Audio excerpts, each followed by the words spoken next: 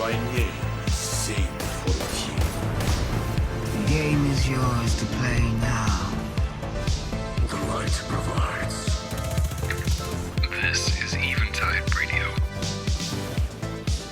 You know, in the Dark Ages, we didn't have entertainment. We had to wire effects head just to listen to Eventide Radio. Dark times, brother. But, yeah, we did pass the time by banking rooms. Hello and welcome back to Eventide Radio. This is a fan-made Destiny podcast where we have roundtable discussions about a variety of different topics concerning the popular video game franchise. At its core, this show is by having in-depth discussions about the game from a variety of different perspectives. I'm your host, Scotty, and with me are my co-hosts, Rob and Matador, as well as a very special guest today. We have Brian... Okay, time out. Before I say this. Before I butcher this. Brian Villalobos, correct pronunciation? I mean, if you want to, it's that works. There are many acceptable pronunciations. I would say Villalobos, really, but Villalobos? But, yeah, is kind of the Brian closest. Villalobos. Yeah, that would be the closest English approximation. I think it's Villalobos, but Villalobos is fine. Anything you want to say, truly. Run it back. As well as a very special guest, we have Brian Villalobos with us here today. He is the voice of Lodi in the Edge of Fate, and we could not be more excited to have him here. Brian, thank you so much for being here. It is an absolute pleasure to have you on the show. Please introduce yourself, give us a little background as to who you are, and, just a little rundown of who Brian Villalobos is. Thank you.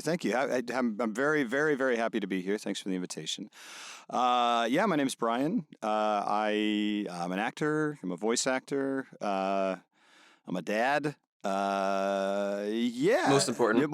Thank you. Yeah. Husband's in there too somewhere, I think. And I, I've been very, very incredibly, overwhelmingly fortunate to be part of somehow the Destiny universe for about a month now. A little over a month, actually. About a month. Yeah. So officially, it feels like longer in a good way. Yeah, it feels like you've been here for the whole time almost. I mean, I guess in a way you kind of have, since your character is from the 60s. Yeah. But yeah, so everyone, I mean, I think I speak for everyone here on the show when we say we're just enthralled with your performance. It was fantastic. We were all huge fans of the campaign and the story behind it. And we have had such a blast playing the Edge of Fate campaign so far. And it's been a pleasure getting to hear your performance while we play and exploring this character alongside with you. Yeah. But yeah, I appreciate it. Thank you so much. Those are very kind words. I'm so glad you guys have enjoyed playing. That's the entire goal, and I'm really, really, really, really glad to hear that. Everyone, people have been very incredibly kind and welcoming in many ways throughout the Destiny community. So I'm just happy. I think what's good with the community is you gave such a good performance. I think one of the best in the game, live voice acting wise. Oh goodness! And I think the community has realised that, and so you will feel that love from the community. Well, I'll tell you. Oh, absolutely. There have just been really, really, really kind words that have made me emotional at times, many times, and I'm just grateful. I'm really, truly, truly just grateful. I appreciate your words. My goodness, I don't know how to process because this game is full of so many incredible, indelible, unforgettable performances. Like I said, I'm happy to be here. I'm happy to tag along. So, but I appreciate it. You deserve to be here. Oh well, thanks. I don't know how anyone deserved this, but I appreciate it. Thank you. We'll talk about this a little later, more in depth. But I just want to bring up, since we're talking about the community and reception and things like that, it should be known as someone who's been part of the Destiny community for so long. The Destiny community very rarely agrees on anything. Yes. But so the fact that pretty much unanimously everyone has just loved your performance across the board. Really is a testament to your character and your performance. So thank you for being here. Well, thank you. And thank you for being a part of the game. I appreciate it. Thank you. I mean, I think and I think I really, yeah, I mean, it's a testament really to the writing so much. I mean, I'm not trying to, like, I'm proud of what I did, but this character and this story to me are just, I mean, they're a dream come true, really, in so many ways, and in so many ways I couldn't have imagined. Like, there's so many things I got to do, so many things I got to do as an actor with this character that I literally never, ever would have imagined I would have gotten to do. Which I guess we can get into that, but yeah. I was going to say, how did that come about? How did Lodi start this? When you first met with Bungie, how did they approach you? Did you approach them? How did this all get started? It was just so I've been an on-camera actor for well over a decade, and so I was doing that for a long time. A lot of indie film, commercials, TV, also whatever, anything. And I love it. I love doing it, and I've done it for a while. I kind of, I'll say I got a little more seriously into voiceover last year, and that really was just through, I was very, very fortunate to acquire an LA voiceover agent, and they just started sending me auditions, and one of them was this. And so often, as I'm sure you've probably heard, like, so often as a voiceover actor, especially, you have no idea what you're reading for. And I was just firing off auditions, and this one came through, and it had a code name on it. It gave me, I think I can say this stuff because at GCX they did Allison and Hannah and DMG and Milo, who's Mr. Raffle Waffles on Twitch. They did a whole panel. Who's amazing. I mean, all of them are incredible. They did this panel on the Edge of Fate and the development of it, and they were talking. There's a part where they were talking about Lodi, and they threw the kind of the. It was kind of surprising. I was there, and it was sort of like, I've had moments during this entire experience where I think as a whole it really still hasn't quite hit me, and I don't know if it ever will because it's such a thing. But there are moments, and when I was there at GCX in the audience, and they threw up kind of the audition sheet that I saw come through my email about like a bit over a year ago. And that was really like wow, there it is. I remember that. And it had this picture of, there was a reference to something in television, and then it had the lines and stuff. And I just kind of, as I said, I'm kind of, apologies for all the rambling here, but as I said, I'm kind of newer to the voiceover side of things. And so in a way, I'm still kind of like finding my way. I'm just kind of like pawing through the darkness. Like on camera, I'm like, yeah, I got it. I'm fairly comfortable, not to sound like overconfident, but I'm like, I've been doing it for a while. I know at least what is in my wheelhouse and what I can do and kind of how to approach it.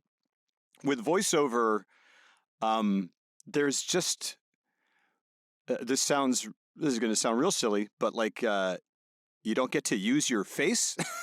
And as an actor, as one might imagine. Well, I mean, I guess, in this case, I did, but like often there's like, it's not strategic, but there's as we communicate as humans, there's kind of a juxtaposition between what you're doing with your face and the thing that you're saying, right? And so there's this tendency, or at least there was for me, especially when auditioning for like animation and stuff. There's this temptation to be like, oh, I got to do more. I got to tell the story more with my voice. I have to kind of paint the canvas, whatever. But when this one came through, and I pretty, like I said, I didn't know what I was auditioning for, but I have a pretty specific memory of auditioning for it and reading the sides and just being like, like he's a government agent. He works for like a Men in Black style organization. And then I read the lines, and I was like, you know what? I'm just going to treat this as if it was on camera, in the sense that like I'm just not going to put anything on it. I'm just going to be as grounded as I would want to be, which is very freeing.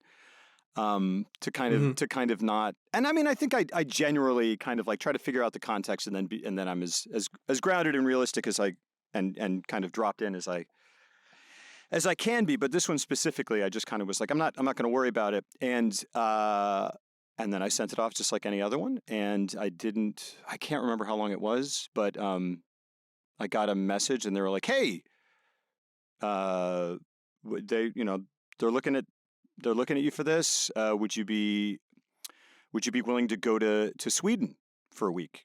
And I was like, oh, wow. And I was like, for like, I don't even care. Maybe this is a fake email. Like maybe this is a trap. I don't care. Like if I wake up tomorrow like with my in an ice bath with my kidneys missing, like yeah, I'll go to Stockholm. That sounds amazing.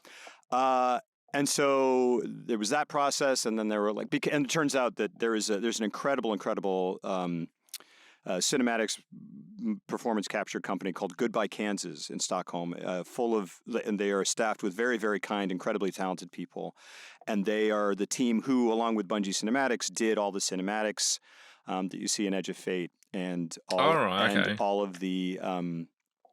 They called them. I don't know if this is what. I don't know if this is what it's called in the gaming world, but they called them vignettes. These kind of like, the sort of like in-game. They're not cutscenes because you don't cut away. You can walk around and like the characters talking to each other, but they still look like the character models in game and stuff.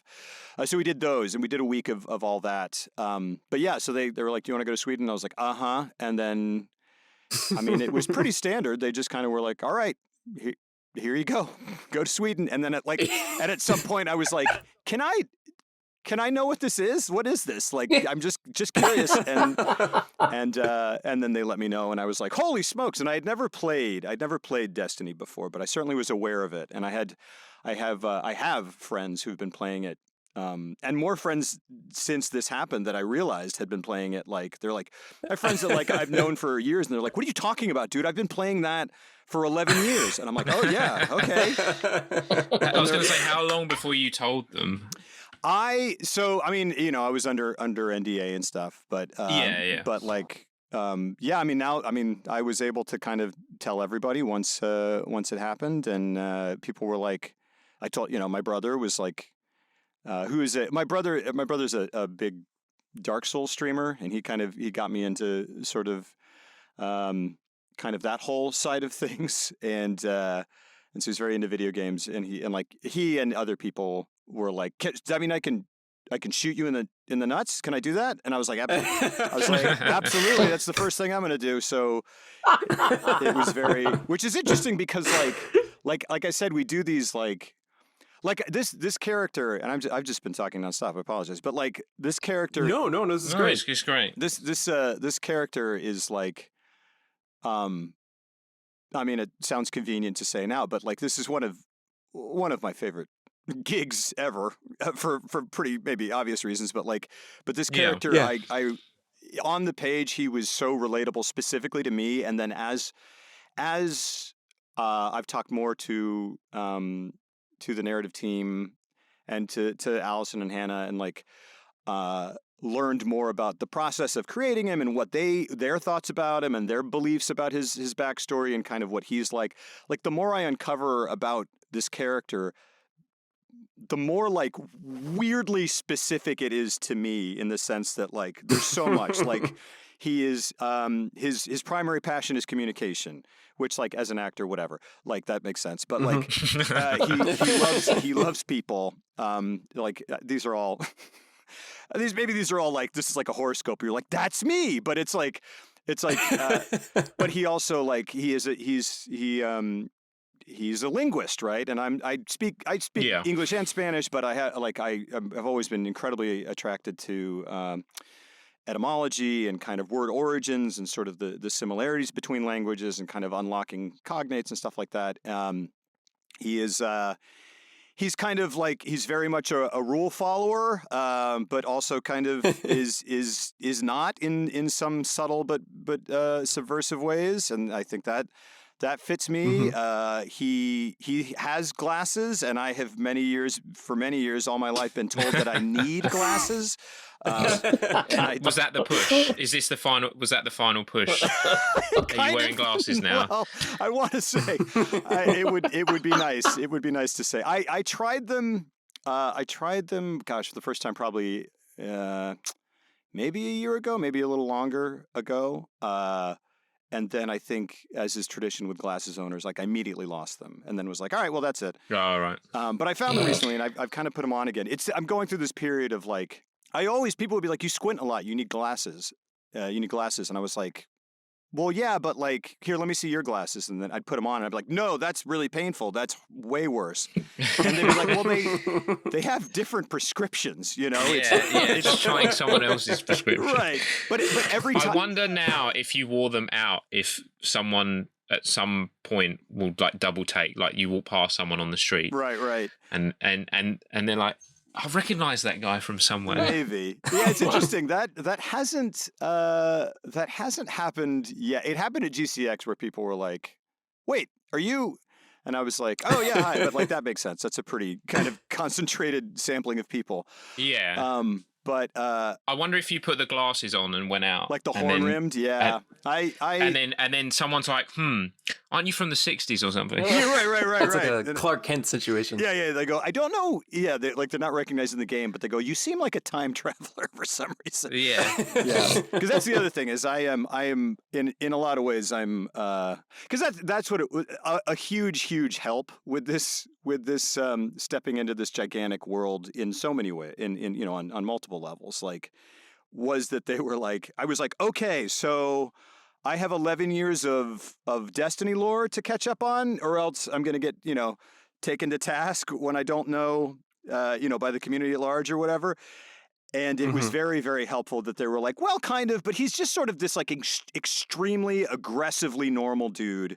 Like, he's aggressively normal. They're like, he's just a guy, and he is lost 98% of the time, utterly confused and overwhelmed by the futuristic world around him, and kind of doesn't know what's going on, but he's trying to fake it as best he can. And I'm like, oh yeah, I'm there.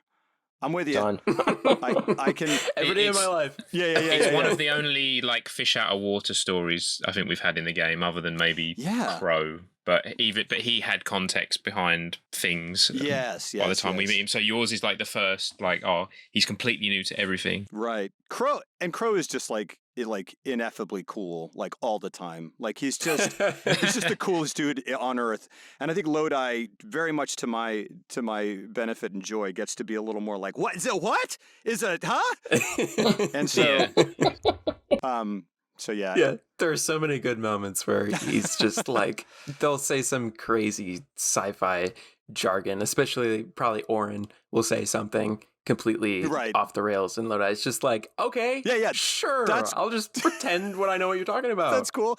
And what's funny is a lot of those situations, because we did that week of cinematics and performance capture and all that stuff in Sweden, but then we came back and like over the course of, I would say, the last year until a couple months ago, probably, we were doing just independent voiceover sessions that I would come in and like, because there's more content in the game and stuff. And it was interesting because a lot of those things, like I kind of mainlined as much lore as I possibly could. Like that flight to Sweden is probably, I don't know, like maybe 13 hours, something like that. And so I'm sitting there on like a Lufthansa or whatever it was. It wasn't Lufthansa. It was on some big jumbo jet at like 2:00 in the morning, and everyone's asleep, and I'm just like watching like Bife videos. Watching Bife. Which much to, and I've told them this, like, I was like, hey, cool, so how do I start studying up? And they were like, honestly, check out a dude named Bife.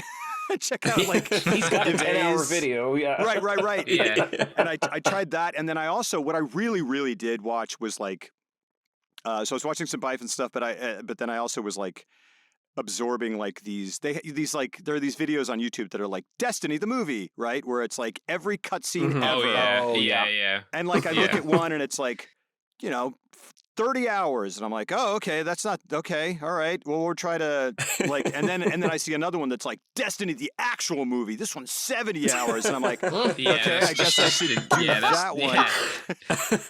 But, and that like doesn't even include like all like the little like patrol missions and like other. It's crazy. I mean, I was just like absorbing it. And like I said, it's like 2 a.m. and we're flying and I've got like my little like overhead lamp on and like, I've got my tray table not in its full upright position, just watching. And but so during a lot of these voiceover sessions, they'd be going like, okay, cool, and we're jumping around a lot. And so he's like they would be like, and the direction was incredible. They had very, very, very specific, very, very knowledgeable direction. They knew where they wanted to go. They knew what they wanted. But they also were very, very open to like playing and stuff, and like all of it is very is very tightly scripted. But they're like you have a lot of what they call pre-life in voiceover. As far as what I understand is like if the line is like, oh hey Guardian, I have this weird thing that I found. Like instead of that, it would be kind of like hey Guardian, like this kind of like, bleh, and they're like, you do a lot of that weird stuff, and I'm like, yeah, and they're like, do that as much as possible, like feel free to do that. Cool. I was like, okay, and I felt very, with that coupled with like the fact that just in general that like very grounded, like not putting anything on it audition that I turned in, like they picked that, I was like, oh, I feel very kind of supported, like validated. Yeah, exactly. Where I was like, oh, I really don't have to. I don't have to, because there's such a temptation with all of it, right? Like part of me is very grateful that I didn't know that I was auditioning for Destiny, because then I would have been like, oh right, space opera, or like, oh right, like whatever, you know. But there's that, like you're stepping into this gigantic, kind of heightened in some ways world, right, where it's fantastical and futuristic, but then also like they very, very, very clearly were like, they were like, the Destiny community is very passionate. I was like, okay. And they were like, and so they were like, they were like, we've never, which they absolutely are. And I have nothing truly, I have nothing but love for the Destiny community. And like, let me say that as clearly as possible. Given that, my livelihood depends on it, but also because it's very true. Like it is incredible. But they're also like, well, I have so many things in my head and I don't know when to say them, but like, it makes so much sense, right? Because like, there are things, I think the ultimate goal for making a piece of art is for someone to identify with it, or like love it so much that they do identify with it, and then kind of take ownership of it, and then bring it into themselves and synthesize it with their own lives.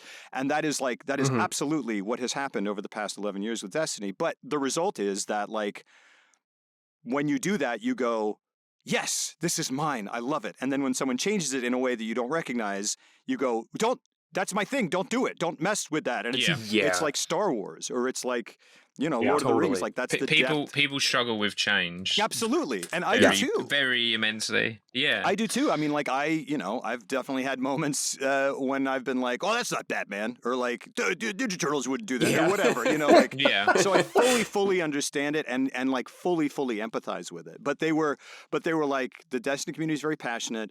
Also, this is a character unlike any character we have ever introduced. And I was like, okay, in what way? And they're like, in that he's just a dude. He's just a dude. And so people are going to be surprised. They're like, but we think ultimately that they will relate to him. And I think that was borne out. But like in the sense that like, there was a big like, who's this nerd? Like they were like, it was very, and people go right to I love it. People go right to like the lore and the like, calling people on inconsistencies, because they're like, why would a Guardian need glasses when he's resurrected?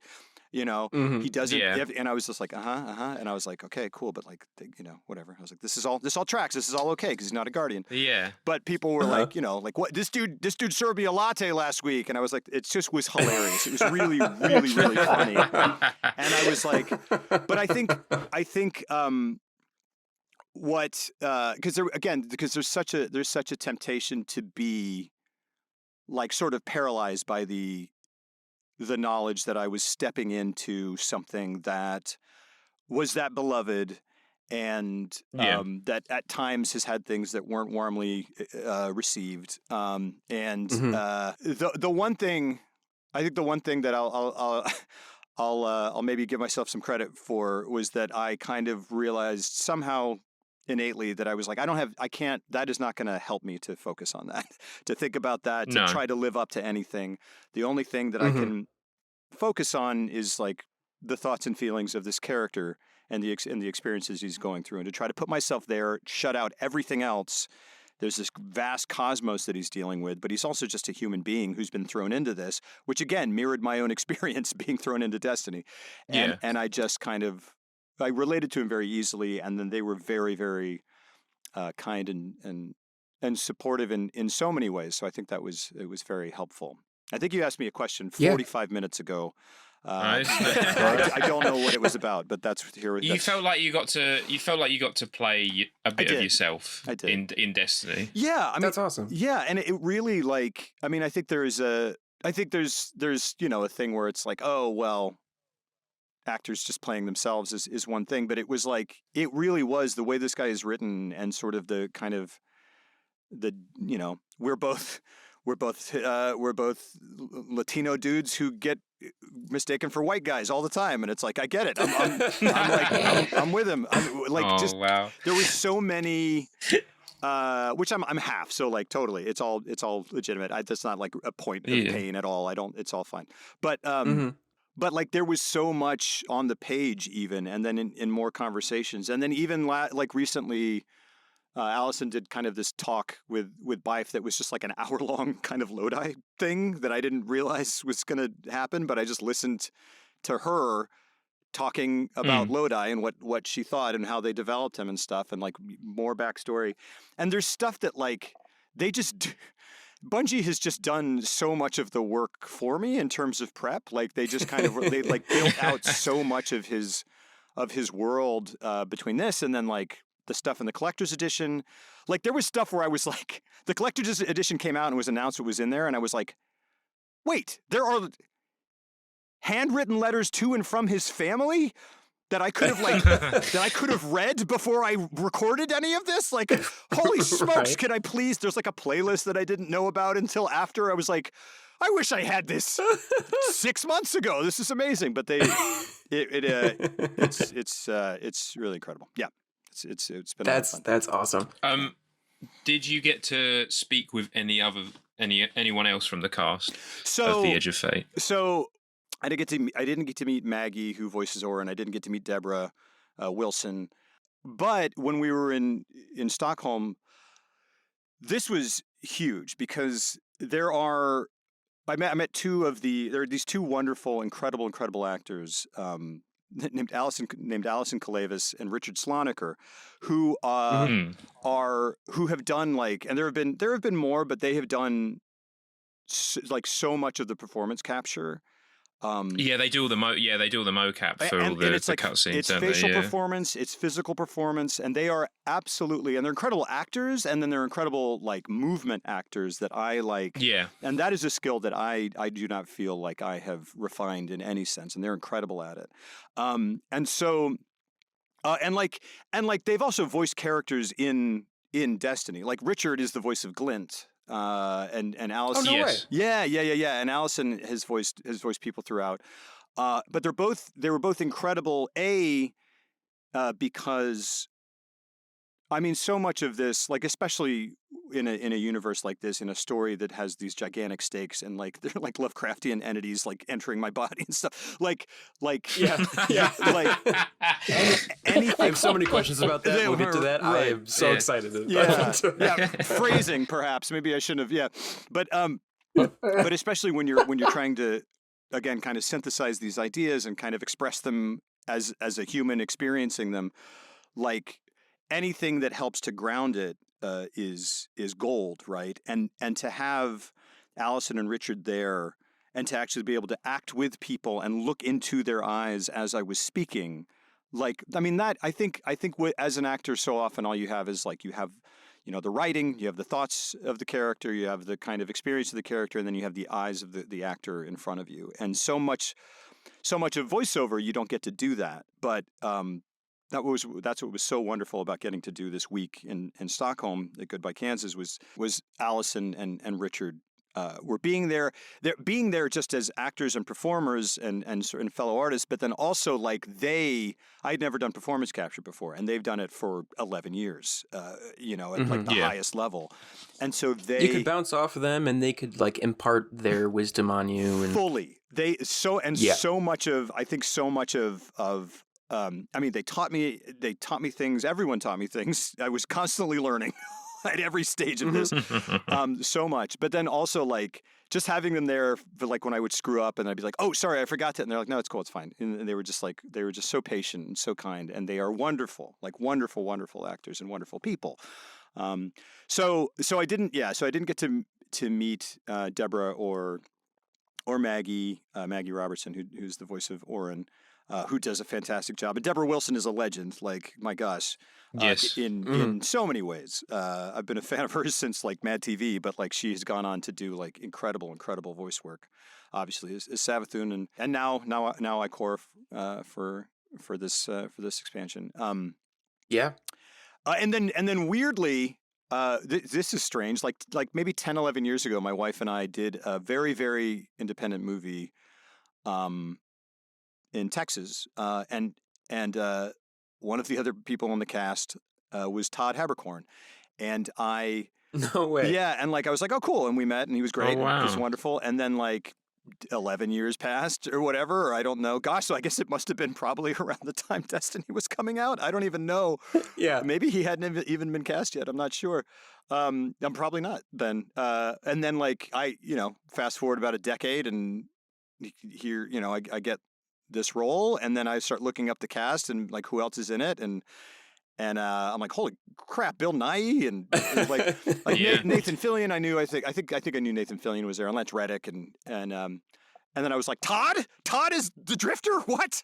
And so and we don't small world, yeah, and we're not like close friends, but he was.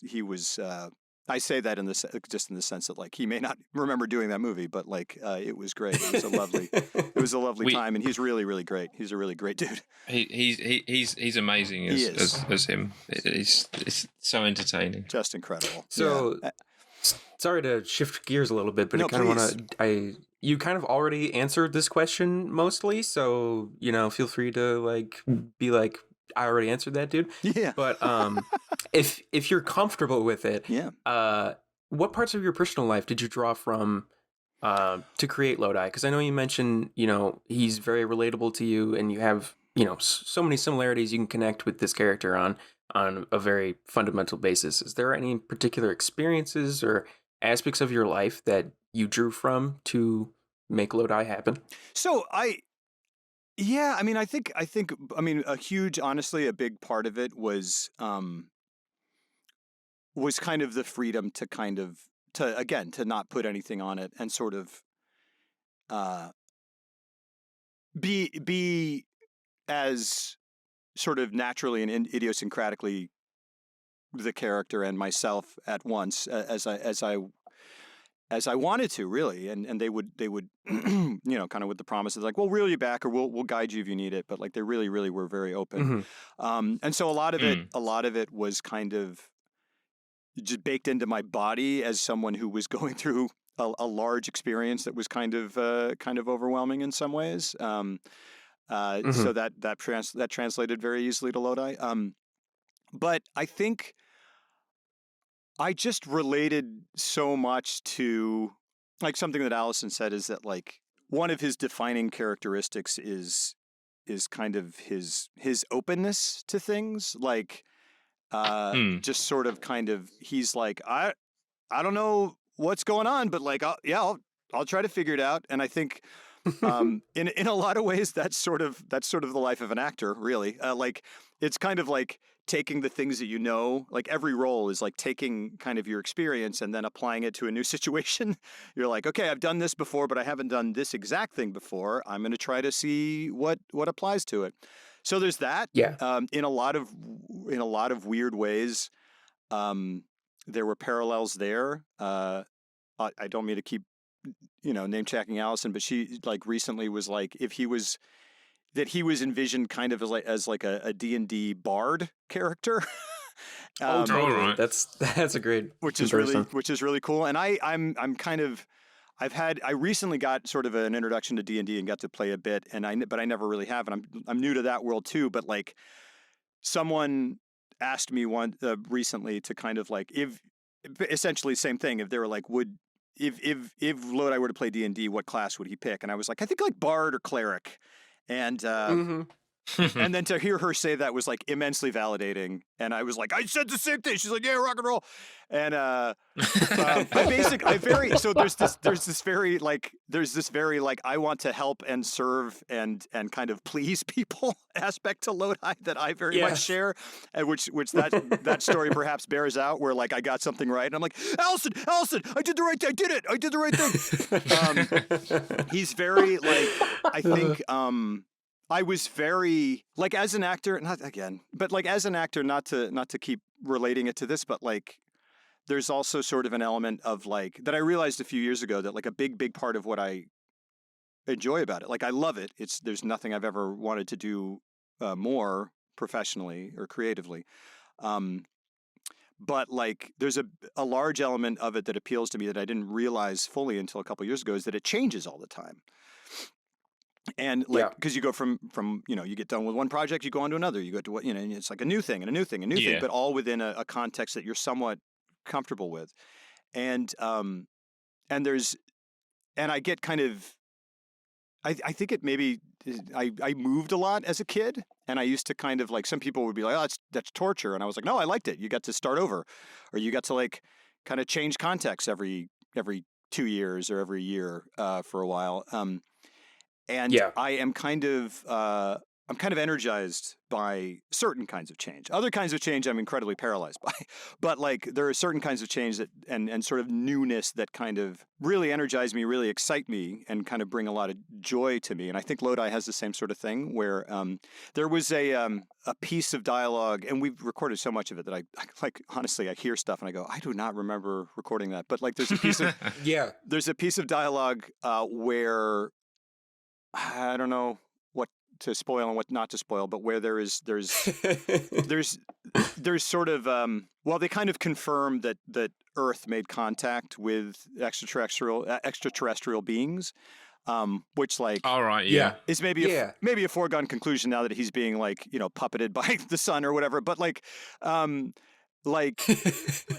there's a moment where he kind of reacts to that news that I think, that was like just such wonderful fun to kind of lose myself in.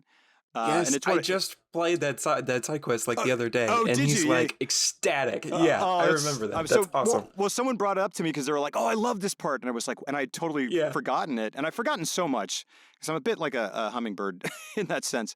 But like, they were like, oh, and they or someone shared it or sent it to me or something, and I watched it and I was like, oh man, I loved doing that. And that, I think, is I identify with that quite a bit. I'm very excitable. So I'm excitable. I'm lost all the time. I'm doing my best.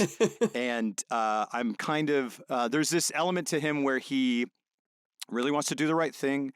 He really tries to please people. He really wants to be helpful. He's very much a rule follower, and he's afraid of doing the wrong thing. But then there's also kind of this subversive thing where he's like, if you go through like this, the Bungie has like a playlist on Spotify called the Polyglot's Record Collection, which is like music that sort of like helped to inspire Lodi as they're writing him, or that they thought kind of helped characterize him. All right. And it's like it's really cool. There's a lot of like sort of re-records of classic 60s era songs in different languages, which speaks to his being a linguist. But then there's also like a lot of like, there's like a lot of, old 50s and 60s kind of, I don't know, old rock and roll kind of traditional stuff, but then also like he's getting into the 60s, so there's some like crazy Beatles stuff. And so there's this dichotomy within him where he's like a government worker who's also a hippie. And I think and who's very open and is a pacifist and doesn't want to fight and wants to talk first, and like he's like, wait, maybe we can talk it out. Maybe we can. Drifter's like, I don't know, kid. It's the Archon, you know. And he's like, I think you're kind of an idiot, but like, okay. And so Todd's job is incredibly safe, obviously. But I think like sort of company man / hippie is a real good kind of that approximates me in a lot of ways, in which I'm kind of like, I'm a square, but I'm also pretty relaxed about some stuff that I think. I don't know, isn't always the most common thing to be relaxed about. Yeah, I will I will take it upon myself to kind of act as your agent here, and I will probably be sending that voice clip of your Drifter audition to Bungie later, just to just in case. No, I'm just kidding. But you brought up something I really want to talk about, and I totally agree with you. Lodi's just like people-pleasing nature and his desire to serve. One of the most defining moments to me for Lodi's character is in one of the side quests. I forget which one it was, because there's like 4 of them.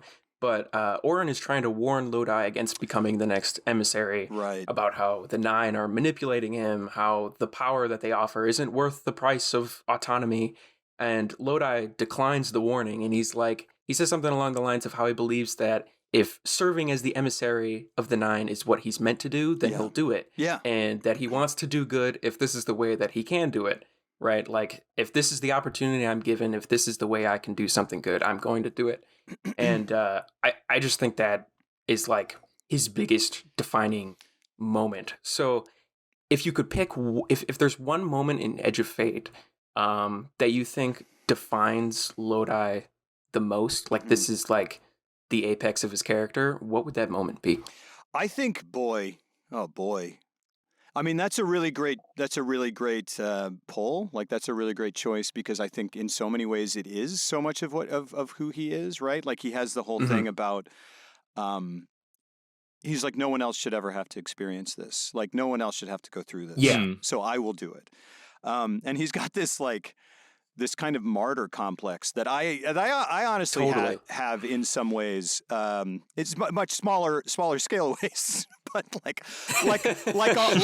I'll be like, no, you pick where we get to eat, because like it's less important for me. Yeah. So same potato. You'd rather the other person be happy than than be right or get your way. Agree. And then once in a blue moon, I'll be like, hey, it's been a while. And I'll be like, no, I'm going to get my way. And then like, there's an argument or whatever. And then I feel bad if I do get my way. So it's like this thing where it's like, but like, yeah, there is this thing where he's very easygoing in a lot of ways, because I think a lot of people, he's freaked out by this whole thing as one would want to be. But like, the comment has been made that he's kind of handling it pretty okay, considering that he's like from the 60s and got yoinked to XXX year, and like everything is different and everyone is gone, and like, I mean, goodness gracious. Yeah, I mean, I think there's a tendency with him. Well, there's a tendency with me to be like, I would rather, like, when a choice presents itself, there are times when I'm like, I don't have a preference right now, and I could either engage my preference finding mechanisms within my brain and trying to like, and I will get lost trying to pick between two things, or I could just let you have what you want and know that you're happy, and that makes me happy. And I think there's a commonality there. So that is a great moment. I think there are these moments for him where he kind of the magnitude of what has happened hits him, which is obviously defining kind of just at least from a circumstantial standpoint. I mean, he is incredibly devoted to the people that he loves, right? His family. Like, he has this moment where he's like, when did the collapse happen? Because he wants to know if they lived a full life. Yeah. Right. If they saw it happen. Yeah. My favorite moment of his is when he's like coming to terms and realizing that has happened, that he is that far ahead in the in the future, and all these life-changing and terrible things have happened in that massive gaps since. Yeah, there's the scene where gosh, it's so funny because like again in the voice booth, like I'm like cool, and they're like hey, here, welcome to Destiny. I'm like okay, and they're like you got these lines, and I go great, and they go before each line we're going to give you some context. And I go, okay. And they go, this is Orin. This is what Orin means. This is whatever. Da, da, da. This is the 9. This is da, da, da, da, da, da. Okay, go. Now pretend like that confuses you. And I go, got it. But not a problem. But it's so funny to go from that point where I've gone through the whole story as an actor, and then gone through and read through the scripts, obviously, and then I've seen stuff, and I still haven't finished the campaign. I'm like, I don't know what I just did. I think I did, like, I powered up a 3rd generator is where I am, I think. But all right, yeah. I just used Matterspark and Portal Gun and Mattermorph all at once for the first time. So that was cool. All right. But like to get in there. Yeah, right, exactly. To go from this, like, I don't know what's going on, to like now, when Lodi goes, where he's like, wait, what happened? Like, the world did what? The world ended? Like, when did the world end? Mm-hmm. Like, all of that? Yeah. Like, when he starts kind of stumbling into that, like, now I think I have enough kind of background as a Destiny player to be like, oh, dude, oh no, this is you don't know the half of it, man. You might want to sit down harder than you've ever sat down in your life. But that's an incredible moment for me. That was a wonderful moment to play, because there's this, like, I go like, oh man, like it's funny because I'm like, as an actor, I go, wow, okay, so I'm reckoning with the fact that, like, I've been thrown forward through time. The world is gone. Everyone I knew and loved is gone, and it's all hitting me at once. But I'm still trying to like save face and keep my composure and not blow my cover, right? And all of that is fighting itself at the same time. And I go, what a gift as an actor. What a wonderful thing to do. And then I'm sitting there and I get to do this scene with Allison, and then Ikora is obviously voiced by Deborah Wilson. And that blows my mind, to get to run a scene with Deborah Wilson or Shorey Agdashloo, like these incredible people. So there's that moment, and I'm like, wow, that was really great. And I loved getting to play that, and I hope that connects with people. And then coming to realize, like, oh, that's at the end of a mission where people can just like aim the graviton lance at my crotch and just shoot away as I'm talking, or just walk away and go grab their loot and like whatever. And I was like, oh, this is like children's theater or something, where you get to like, you're doing the thing, but you have to keep doing it even though people like throwing popcorn. Did you interact and sort of look at the community reaction and theories when like the trailers were coming out? Oh gosh! And I know you said about the him wearing glasses and people going, "Oh no, he doesn't. If he's a Guardian, he shouldn't have glasses." You're right. Which is true. Did you see the JFK? Oh boy, theories. Oh boy, did I! The allegations against Lodi. My brain. I was talking, and my brain went through the Rolodex of weapons to mention, and like graviton lance just was right there, and I was like, "Don't say that one, dude. Don't say that one." But yeah, here we are. No, I 100% saw all of that. Allison also was like, I was like, Allison, did you know they think I killed JFK? And she's like, yeah. She's like, it's great. Yeah, there was a lot of it's been a lot of fun to engage with people. Also, I think I'm sure, especially during that period, my account was on some kind of like watch list, because there was so much conversation back and forth about whether, all these historical atrocities that Lodi was somehow part of for some reason. They're seeing like you refer to yourself, like refer to Lodi as like you, and the FBI is like tracking this. They're like, oh, this guy killed JFK. What is he talking about? Exactly. It was there was so much, and then I think like you give it a couple weeks, and then there was like some picture of Lodi with I can't even remember what weapon photoshopped into his arms, and in the background was like the Titanic sinking, and it just went. They were just like, what else? What else did you do? Why are they associating this poor man? That was many historical atrocities. It was tons and tons of fun, and it was really fun to have like friends be like, "What is this game?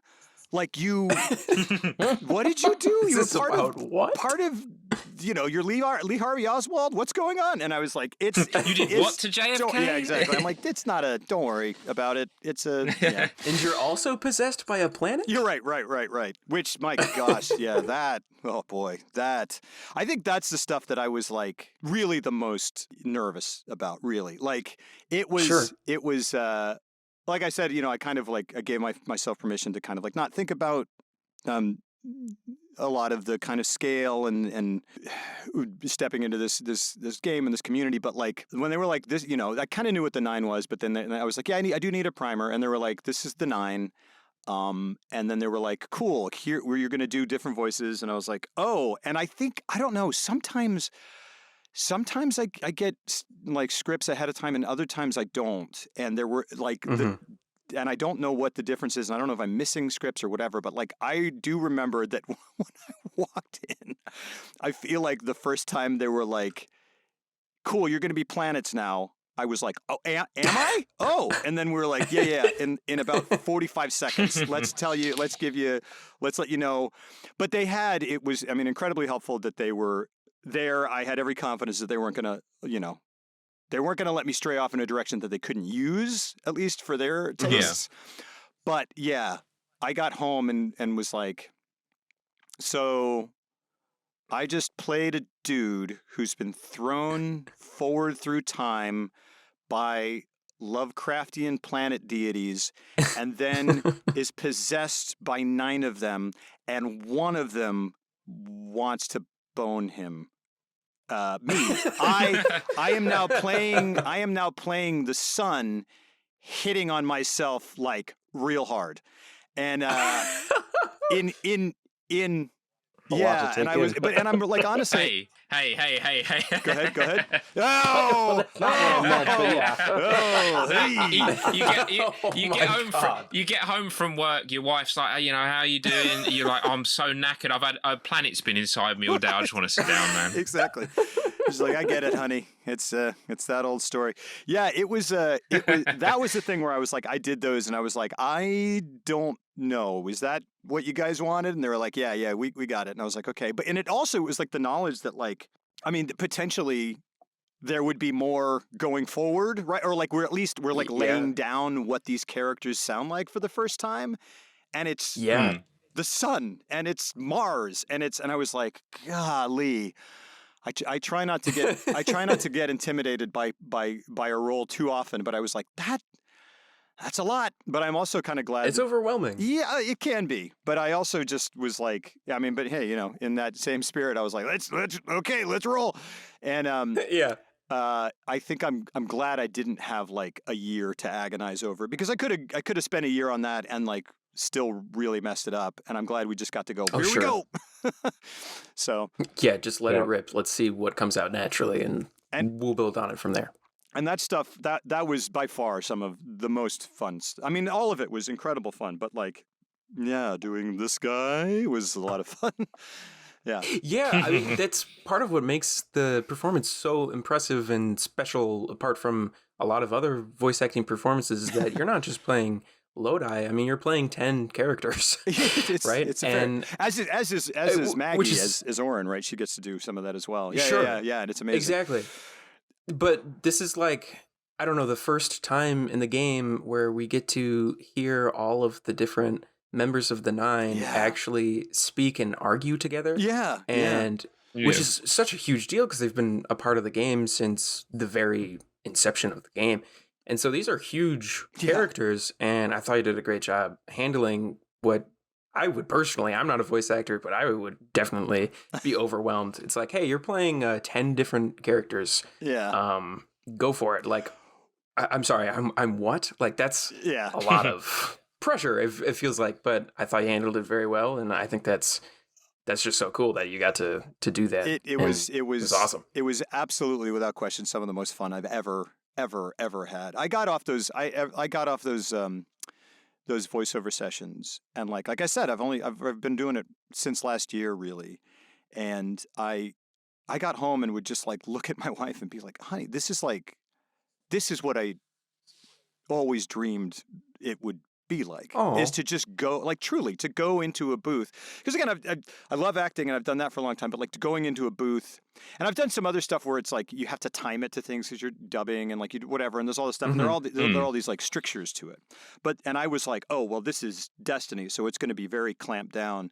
And I would go into this booth and they were like, hey, let's play, let's have a good time. And we love, like, I can't tell you as an actor, at least for me, how much it is buoying, I guess. It's like, it just helps me so much, like, because they were just like, we like what you're doing. We just play, just have a good time. And like, and then also like with stuff like this where they know everything and I'm still learning. And then obviously, they've created the story.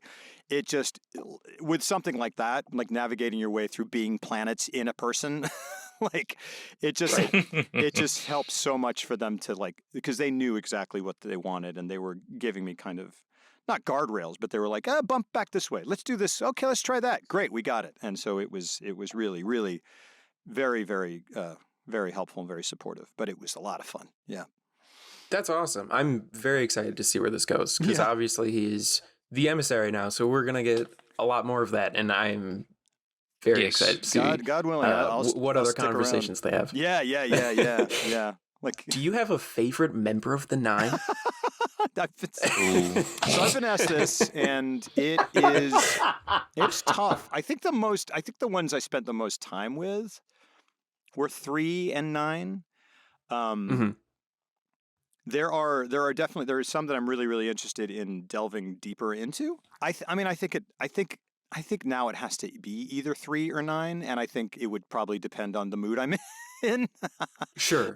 Yeah. Because totally 3 is like, 3 is Earth. 3 cares about us. 3 is like, 3 shows like fear and vulnerability, which is incredible. There are like there's first time ever. I know. I mean, the 9 has ever done that before, so it's crazy. And 3, like, well, that's a spoiler. 3, 3 cares about 3 cares about us a lot. But then 9 is just like they were like, okay, and they're like, 9 is the sun, and I was like, the sun, and they're like, yeah, and they're like, we think he's a little saucy. I was like, okay.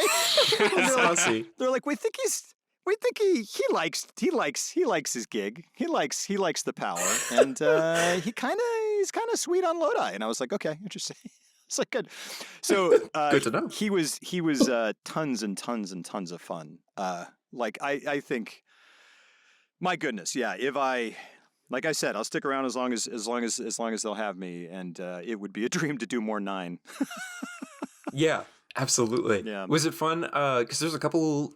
I don't remember if this was the main campaign or if this was a side quest, but there's a couple of moments where the 9 really like to rip on Orin quite a bit. Yes. Yeah, they have some choice words for Orin. How fun was that playing around with it? It was very fun, and at the time, like I think I'd seen an image of Orin, but like I didn't know much about her. But I knew that she was the last emissary and stuff. And like I haven't gotten to that point where I'm seeing that part again. And I remember doing it, and I think I've seen a video of it. But yeah, like it really is fun that they're just like, and people were making these comments too, but they're like, Orin is trash, according to the 9. They're just like like this sack of shit, whatever. And then they're just like, yeah. And then the son is like, and this beautiful boy, it's just like, and like, it's like, there's like cat people and dog people. There's like a, there's that, this is a a very, very strange poll, and feel free to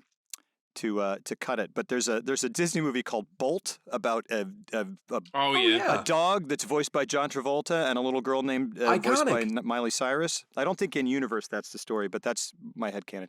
But like it's great. Like we love that movie. We showed it to our kids, and there's this part in Bolt where a dog and a cat are going around like a sort of like an RV park or something looking for food.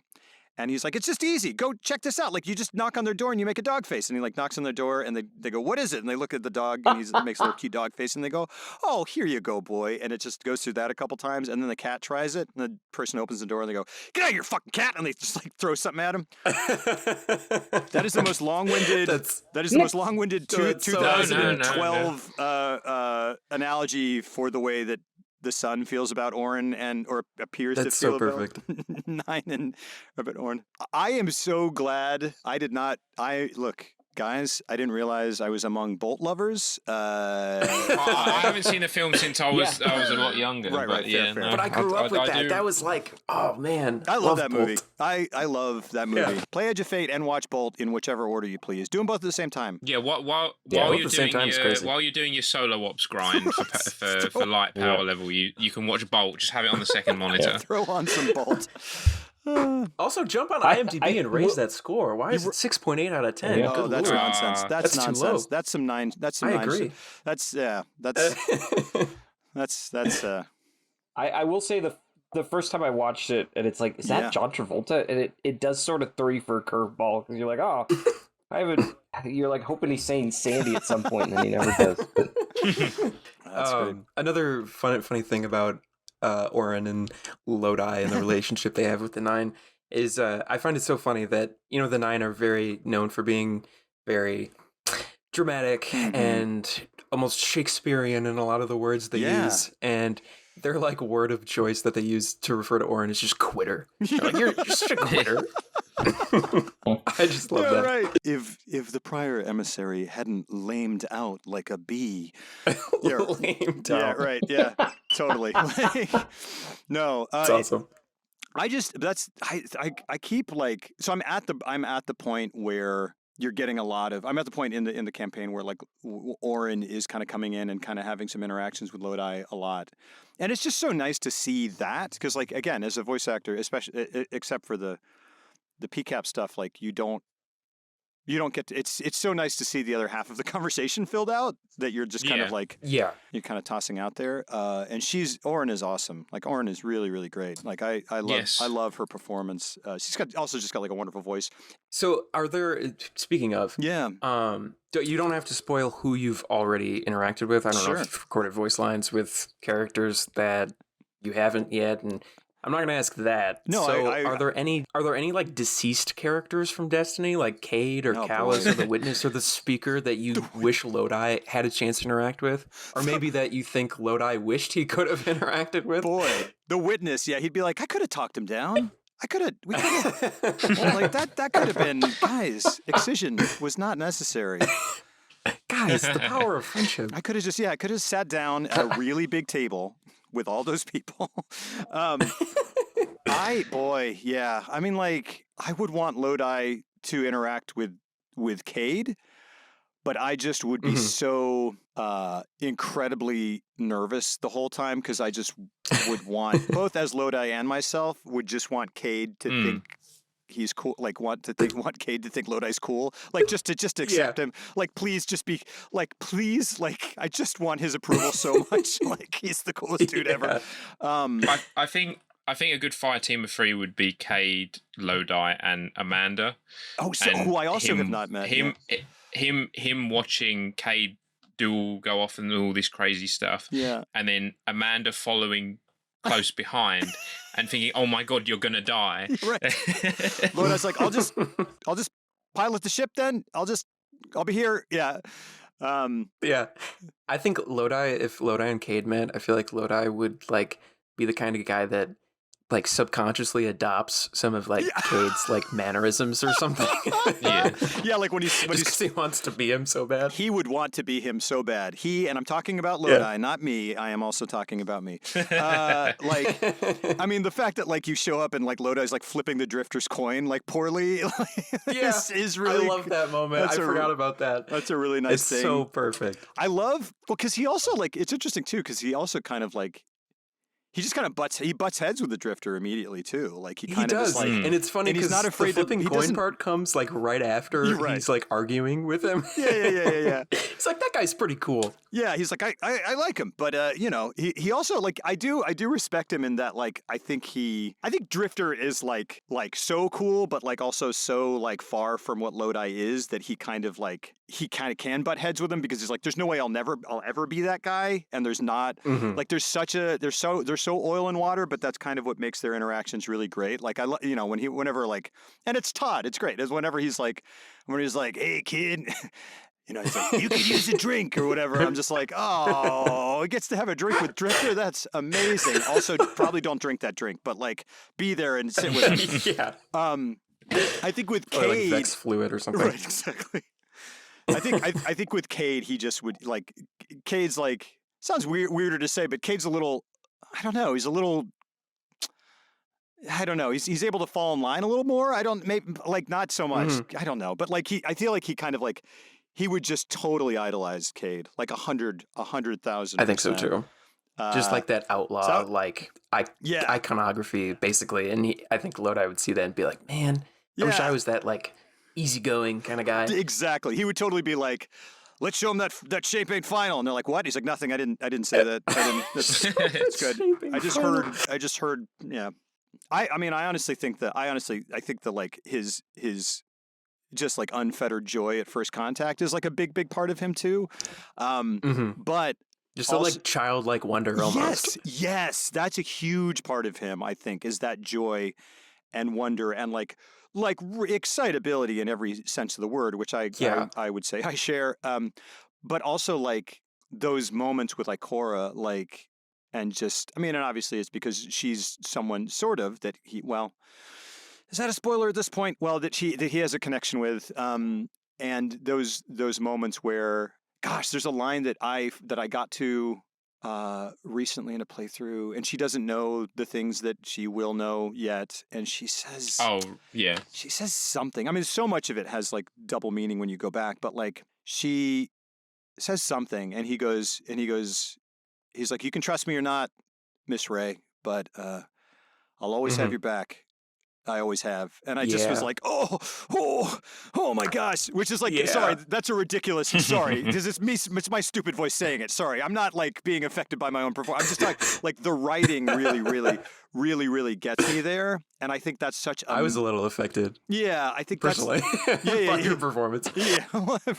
But like, or like, I just mean like in game, I'm like, oh, that's great. And then I'm like, well, not, I mean, I don't mean the writing is great, but like it really gets me. That's a big thing for him, is that I think that loyalty, or at least that loyalty to family, and now he has a newfound family, right? Like he had a family that he cannot see anymore, instantly and irrevocably, and now he has a new. He's part of a new thing, which is really great. So I think, I don't know. I think you're like, what's one defining moment? And I was like, here are 6, and I refused to choose. But I think and that's okay. That's okay. I think those are all pretty key to who he is. 100%. I agree. Yeah. There's plenty of good defining moments for him. And then just to get into spoiler territory again a little bit, there are several like game-changing, moments in Lodi's character arc over the course of Edge of Fate that are pretty that shift his character a little bit, and throw his worldview into a tizzy. But one of them is where he reveals his whole past to us and the cast of characters, and he's like, "This is where I'm from." Blah blah blah blah. How did you shift your performance at all? From before he reveals who he is versus like after that fact? Well, that's a good question. That's an interesting one. I think the difference is that because he's kind of forced into that revelation a little bit, or he just kind of goes because he needs help. He's like, I need I need to tell you. Yeah, I need to. It wasn't like so much a voluntary thing as it was like the circumstances forced me. Yeah, I mean, this. and I think it's a bit of both. Like he's kind of like, I need you to trust me. I need help. I really have lost control. Like he's trying to hold it. He's trying to hold it together. He's trying to hold it together, and then he realizes he can't. And then his only choice, or it's not his only choice, but like what he sees as a choice, because I think he goes to his connection to people first, is that there are these people around him that he maybe can trust, and he just goes, I'm going to do it because that's my move. He's kind of an optimist, and he's hopeful in that way, and he just kind of goes, all right, I'm just going to lay it out all on the table, which is like 100% what I'm not supposed to do, but things changed. This is not a normal Thursday, and so I think maybe kind of obviously just dropping that wall, which he didn't, he still was connecting with them and trying to help, even when he didn't know what was going on. He's trying to help the Ionians, and he's trying to help these people as far as he can. I think just kind of opening his heart, really, for lack of a better, like he just goes, okay. And I think because I think he is cagey by necessity, by nature. Yeah, a little bit. I mean, I think it's interesting, and I think I can tend to be this way. He's very open. He's very open in a lot of ways, on a very surface level, where he's like, yes, I'm happy to listen. I'll help you with anything. I will tell you things about kind of myself, as long as they don't, like dig up the big secret that I'm not supposed to tell you, which is that I'm, who I am. And like, so he is open, but at the same time, he is very, very guarded past a certain point. He's open with a lot of people, and kind of with anyone, but then there, I think, are a very few people who get like access to the inner sanctum, and I'm talking, of course, about the Son. No, I'm not. Sorry. Yeah. That's not.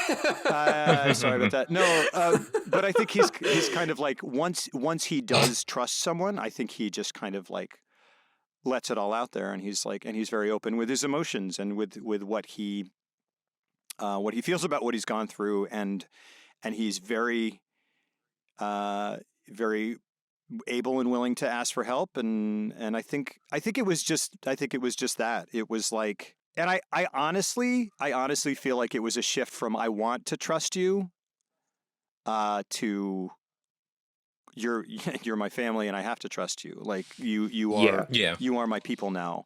I'm in service of this version of Earth because I was in service of my home version of Earth. So absolutely. It's really nice. It was a really nice.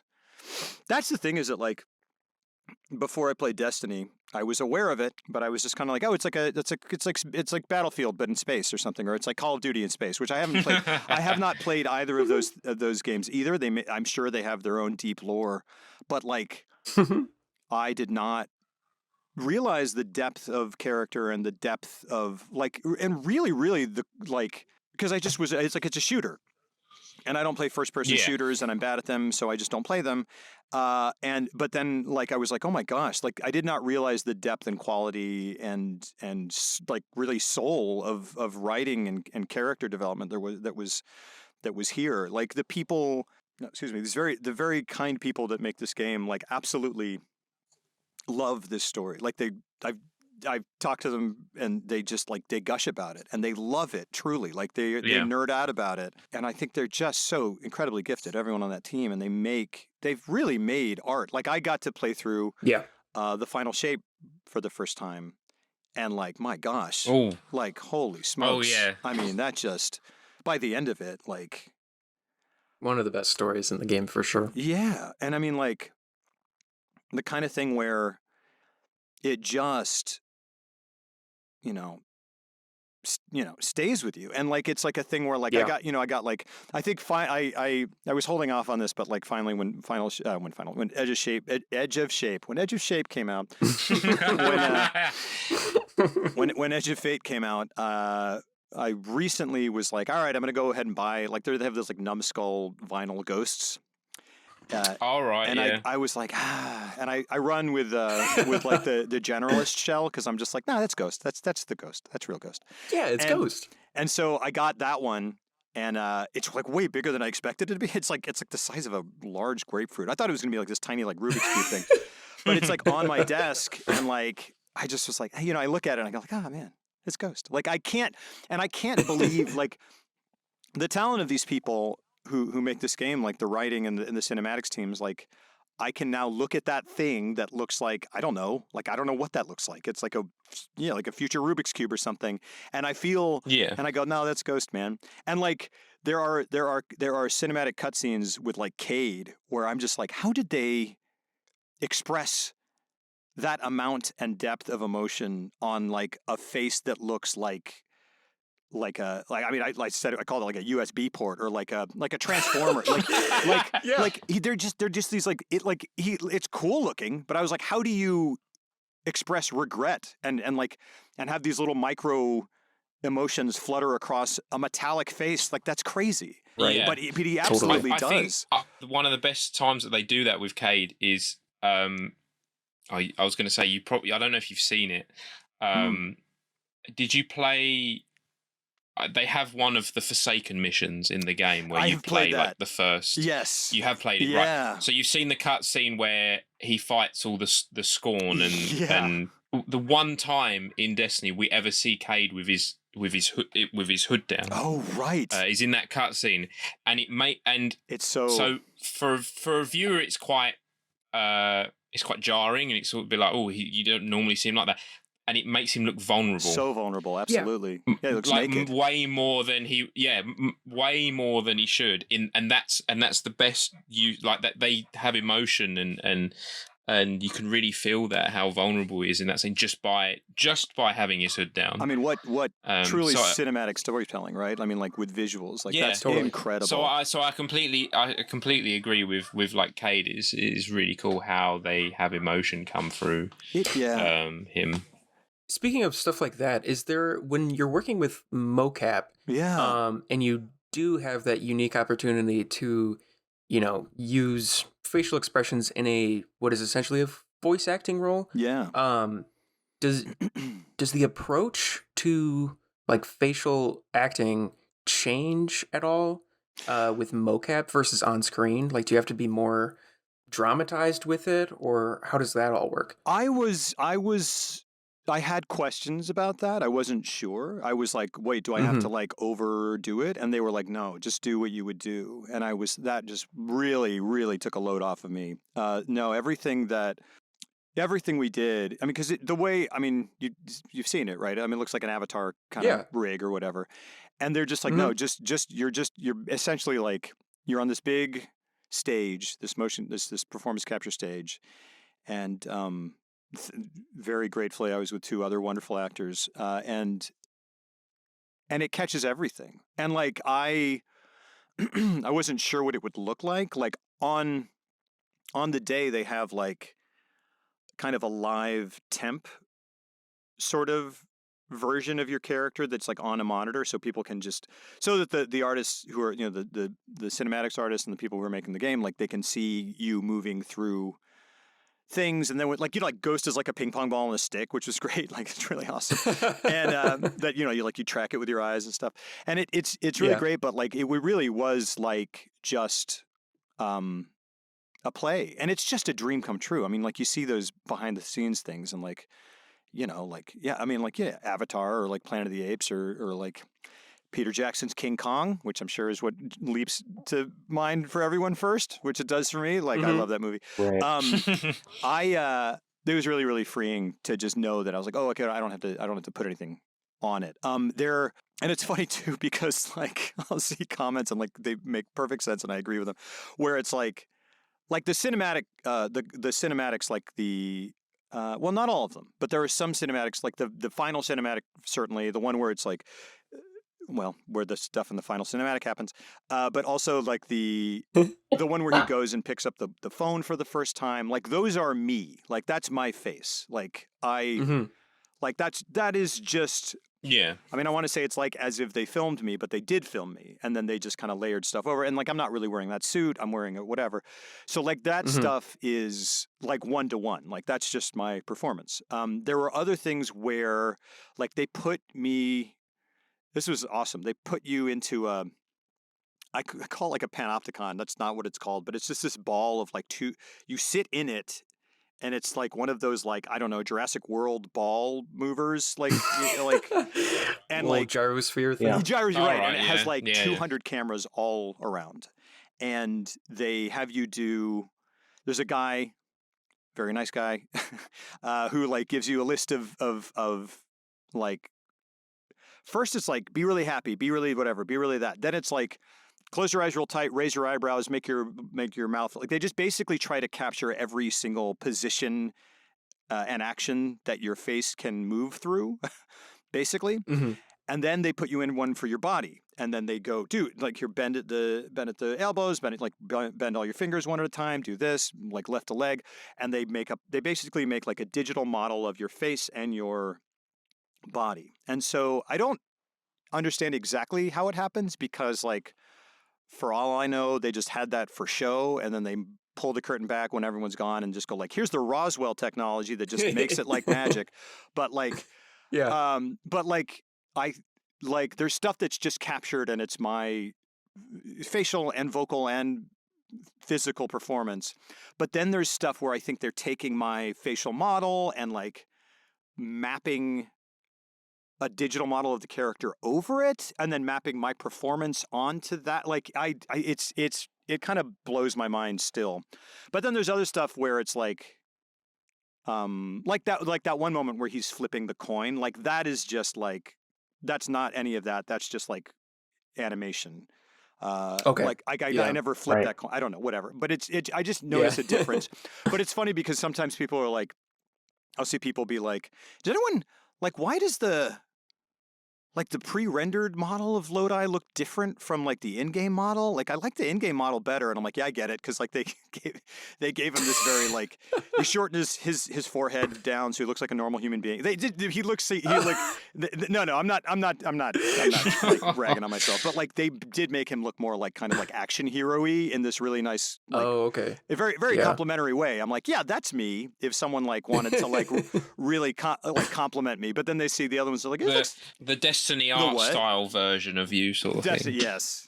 Like the Destiny like art, like aesthetic sort of like style. I was saying, it's like really you, complimentary sort of fan art of me or something where it's like, but can they do that for me and I can get a new LinkedIn profile picture or something? Absolutely right. Yeah. Well, and also like it would, but while we're still on performance capture, there are, and when we're talking about like these kind of micro things that are communicated, like. Alison Kalavis, like who was the like physical and facial performance of Ikora. Like Deborah Wilson also obviously is like a legend and does an incredible job. But like there is a scene where Lodi's talking about stars and talking about like really coming to grips with like the whole thing. And he's like, it's all gone. And he like freaks out. And then there's this quiet moment at the end where he's just like, yeah, she's like, tell me about it, or tell me, do you remember it? And he's like, I miss the stars. And he's kind of looking out. And there's a moment where, and there was a streamer, Milo, Mr. Waffle Waffles, pointed this out too. And I didn't know I thought I remembered what he was talking about when he was talking about it. But then I saw it and I was like, oh no, it's this. There's a moment where Lodi's looking out and kind of having that quiet moment and just kind of being like, well, I guess this is where I am. And I guess he says like the stars, I guess the stars aren't such a wonder anymore out here. And then Ikora, which is Deborah Wilson. And it's this wonderful like synergy between their two performances, because Deborah Wilson, like Ikora as Allison, or Allison as Ikora, steps forward. And Deborah Wilson says, there are still wonders out there, or something very similar to that. But as she steps forward, there's this kind of just slight inclination of the head. She just kind of steps forward and kind of like tilts her head a little bit toward Lodi and then comes back. And it's this moment of, and it's hard to describe it like through audio, but like it's this really nice moment of warmth that she has been so guarded with him. And like when I saw that happen, like it's interesting because like I was there and we did that performance, but like that, like I was standing in front of her and she came from behind me and I didn't see her do that. And when she did it in the cutscene or in the scene in the game, and I watched it as a player, it hit me emotionally, and I was like, I did not even realize that she'd done that. And it's just such a, it's such a testament to the technology, obviously, but then like the again the synergy of those two performances of like Deborah Wilson's emotion in her voice and Alison Kalevis's emotion in her body. It's just like it was really. It struck me, and it really was like, wow, that's amazing. It's amazing that that a performance can come together in such a subtle and human way across oceans and like literal oceans, like in Europe and the United States, and then like oceans of time between the time that was recorded and the voice acting was recorded. It's really incredible. Yeah, it's like this sort of thing wasn't like when performance art was first a thing. Like this wasn't possible. This is like a new evolution of storytelling, and that's so cool that these things can happen now. That two people can play the same character and make something cohesive out of it. Yeah, it's amazing. It's really, really amazing. I love that games are able now to have storytelling and things done in them that you can only really do in other, like there's like some things you can only do in film and TV. You can't have them in like a book or a comic or things like that. And now we've got now we can do that in a game format, and it just makes like the experience and story like so much better. About like, oh, like we should have a Destiny movie, and I'm like, yeah, I get that, but also like that will be a different thing from the experience of playing through it and then watching it happen in front of you. Like it really truly is a different thing. Like I think go ahead. Yeah. Sorry. Oh no, I was just gonna make an off comment that I always, if they did a TV show or a film for Destiny, when they were gonna cast, say, Zavala, because I mean he can't now, but I would have loved to see Lance Reddick do that. But if they couldn't get him, I would have picked the next best thing, which he can't do now either. Is I've forgotten the actor's name, but Captain Holt from Andre Brower, Brooklyn Nine-Nine, guy who played him. Yeah, he would have made a great like live action Zavala. He's incredible. I think. God bless Lance Reddick. I mean, he's just such a man. Like it just gets me, especially my gosh. Well, I mean, I know it's Keith David, but just like with what happens with the character and like just this whole thing, like that's what it is about like this community. Like again, you can say so many things about them, about everyone who plays Destiny, and right, like people, like I said, like people take ownership of it, and which is the dream, which is the ultimate hope, right? That someone loves it so much that they take ownership of it, and they feel a real connection, a protective connection to it almost, right? And so that leads to some interactions that are what they are. But like at the same time, like the people in this community are incredible. Like they are so gifted artistically. There's such an incredible Destiny art community. There are the creators who keep it going. There are the lore people, like, and then just everyone. Like I've had people in my life who like I hadn't talked to in years who were like, oh my gosh, you're in Destiny, and they're like, that game. And I'm like, yeah, cool. And I'm like, yeah. And I'm like, Elmi, you played it? And he was like, and they're like, it helped me through like one of the toughest times in my life. And I've heard that so many times from people who I've never met, from people who I have met, and I didn't know that was true. And I think it is because, I mean, it kind of perpetuates itself, right? It's like this incredible game, but then it's also like, and the theme of the game, I keep joking that it's like My Little Pony Friendship is Magic, but like it's like, but it's like awesome. Which My Little Pony: Friendship is Magic is awesome. I know it because I have a daughter, and like that show freaking rules. Which then of course. So I don't know if you guys have experience, but it's awesome. You should check it out. That and Bolt. Mainline those two while you're grinding in the salt mines or whatever. But the salt mines. So when in the next time Lodi is in Destiny, he's going to be like, I need to find a DVD player. Do you have those? I want to watch Bolt. I really hope somehow he gets to rediscover the American media over the last, however many years it's been, and then start just like peppering in pop culture references that no one gets, because that's my actual life. He goes to Rahul and he's like, have any of the Cryptarchs got like a DVD player? And he's like, what cipher is this? Can you decrypt Hook or like Get Shorty? Yeah. Can you decrypt that for me, Master? Lodi, you would have loved Hook. No, true, very true. He would have Rufio. But I'm just the community. Wow, I can't believe I was like, that's lost forever. No, the community is like, it's this game that fosters community, right? Like in the same way that. I mean, obviously we're all friends here, but I've other people I've met on Destiny. Years and years, over 10 years ago, I'm still friends with now because of Destiny. And I see them. I've heard people have been like, oh, I'm going to make a trip out, whatever, and I'm going to meet this dude I've been playing Destiny with for 10 years. And I'm like, that's amazing. Also, be very careful, but like, awesome. And then like. People are like, dude, like I think like the audio engineer, this guy named David Bewley, who's awesome, who ran the voiceover sessions that we did for like after the cinematics and stuff.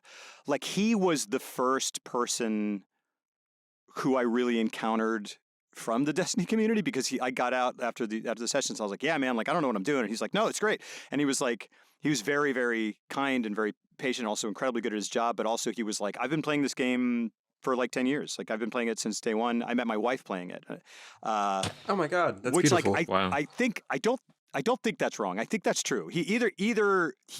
I'm pretty sure he said he met her that they met playing Destiny, which is amazing. Wow. And I've heard that story like over and over again. Like this is incredible. And the amount of love that people have for this game, and I know it gets contentious, but like at the end of the day, man, it just like, and I'm just so grateful I'm just grateful beyond belief. I'm grateful to have been able to kind of connect with it and then play with it and then play it and then like learn to, because like being part of it is insane. Like that's a ridiculous dream, and it's been amazing every step of the way. But then also to connect with it as a player, and I go like separate from that, I love this game. Like right, which is really, really, really awesome. Like just the other day, I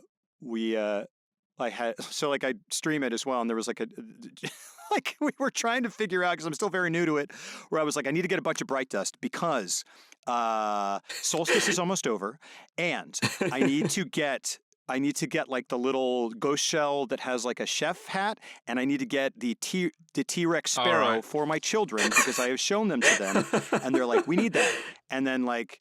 And I'm like, oh, but it goes away. And my daughter was like, well, we need to get it now. And I was like, oh my gosh, she's in deep. She's already in deep. And like, but what's amazing is that like every step of this, like from getting to be part of this incredible story to like getting to interact with the community to getting to see it to now, and then I'm playing it, and like the people in chat were like, you know what we could do? We could do a private Crucible match. We could load it up with 12 people. You could like track all your seasonal challenges, and we could all just line up, and you could shoot us with a pulse rifle. Oh. You could headshot us with it. I'm gonna get fired probably now for saying this, but like I'm gonna get cheater banned. But like they're like, we'll all line up, and you'll get, like do that, and then switch over to like power weapons or switch over to whatever, and you'll get. And so we like farmed bright dust to get my kids the T-Rex sparrow, and it happened. And that That is amazing. On top of like That's rad. like layer on layer on layer on layer on layer of this game, it's just been like an incredible gift to my life. Breaking news: Lodi voice actor uses Bright Dust exploit to farm. No, it won't even be that. It will be on Destiny Bulletin. It's like Lodi abused Bright Dust exploiting Crucible. Ikora furious. Ikora furious. Drifter goes, "Hey, wait, kid, yeah." No, yeah, it's been should have been banking moats. That's right. That's right. I haven't done. I think maybe I've done Gambit once, but I don't remember it. I need to go back. I just need to hear Drifter in my ear all the time. Also, like, I didn't expect Shax to be such a sweetheart. Like, he's like, oh, get in there, romantic. He's really, and then like he's just so encouraging. He's like great job or whatever. You know, he's just the best. He just really gasses you up. And like you're killing too. Yes, freedom. Yeah, 3-4. He's like, amazing. Oh, I love this. And he's like, I've been watching too much Crucible. And I'm like, I think you may have. Maybe, dude. Yeah. Maybe have. Yeah. Anyway. I think one of my last notes I want to hit on as far as Destiny goes, Lodi, to me, I don't know if anyone else has made this comparison, but Cade has always been traditionally kind of the heart and soul of Destiny and been that, like, normal guy in the sense that, like, you relate to him emotionally, and not that you can't with other characters, but he has been kind of that, like, pinnacle of emotional connection, I think, for a lot of people. And now that Cade is gone, I think Lodi comes in at a very interesting time in the sense that I think Lodi is a big character for a lot of people to emotionally attach to. Have you heard that comparison at all as far as being a emotional anchor for the series as far as Lodi goes, and maybe that comparison with Cade? Well, I'm certainly not gonna I don't know if I can quite countenance a comparison with Cade on that level. I appreciate it tremendously, but Cade is Cade. And I think there never will be another. For sure. But I will say, I think that the goal with Lodi, I mean, I know as much because it was kind of, we spoke about it and they kind of expressed it. And it kind of goes back to that whole thing where they were like, we've never done a character quite like this. And I was like, oh, cool, like how? And they go like, just like a normal ass dude. And I was like, oh, got it. And like,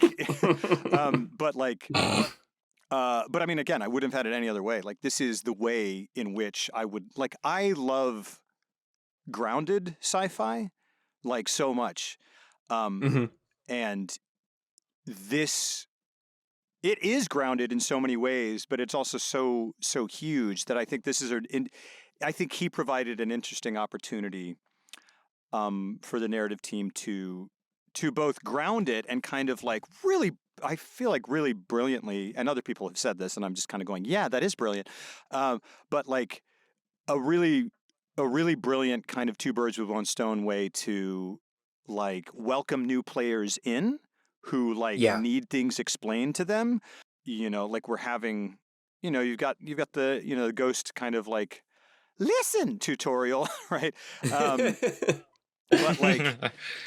But for like the kind of the lore implications and like just kind of getting situated in the world, like like people are like, okay, go to the thing, and Lodi goes, the what? And they go, oh right, this thing, and he's like, what is that? And they go, oh right, and like it's a thing where you get a lot of things explained to you, but I think the narrative team did an exceptional job of like kind of like not shying away from that challenge and trying to make it.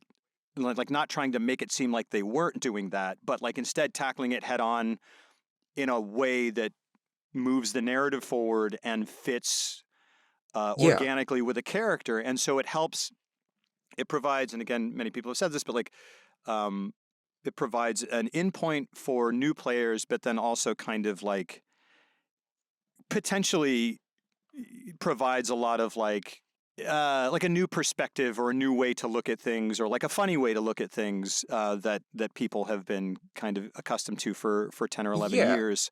It kind of serves as like a self-insert, like proxy for new players, while at the same time without sacrificing, the integrity of the character and expanding on that. And he's not just a tool. I mean, he serves that purpose for sure, but like you said, it doesn't sacrifice character for the sake of let's make a guy who doesn't know what is going on as this proxy insert for new people, but let's make him an actual character. Yeah, I mean, like it doesn't double-edged sword. Exactly. Yeah, I think it's a tightrope that they walk, where it's like, they don't their challenge was to not sacrifice story, and in order to accomplish that, they made discovering the world a huge part of the story. But like, even that being said, like, that could very easily have been dry or repetitive or like, mallet over the head. And I think that they did an incredible job of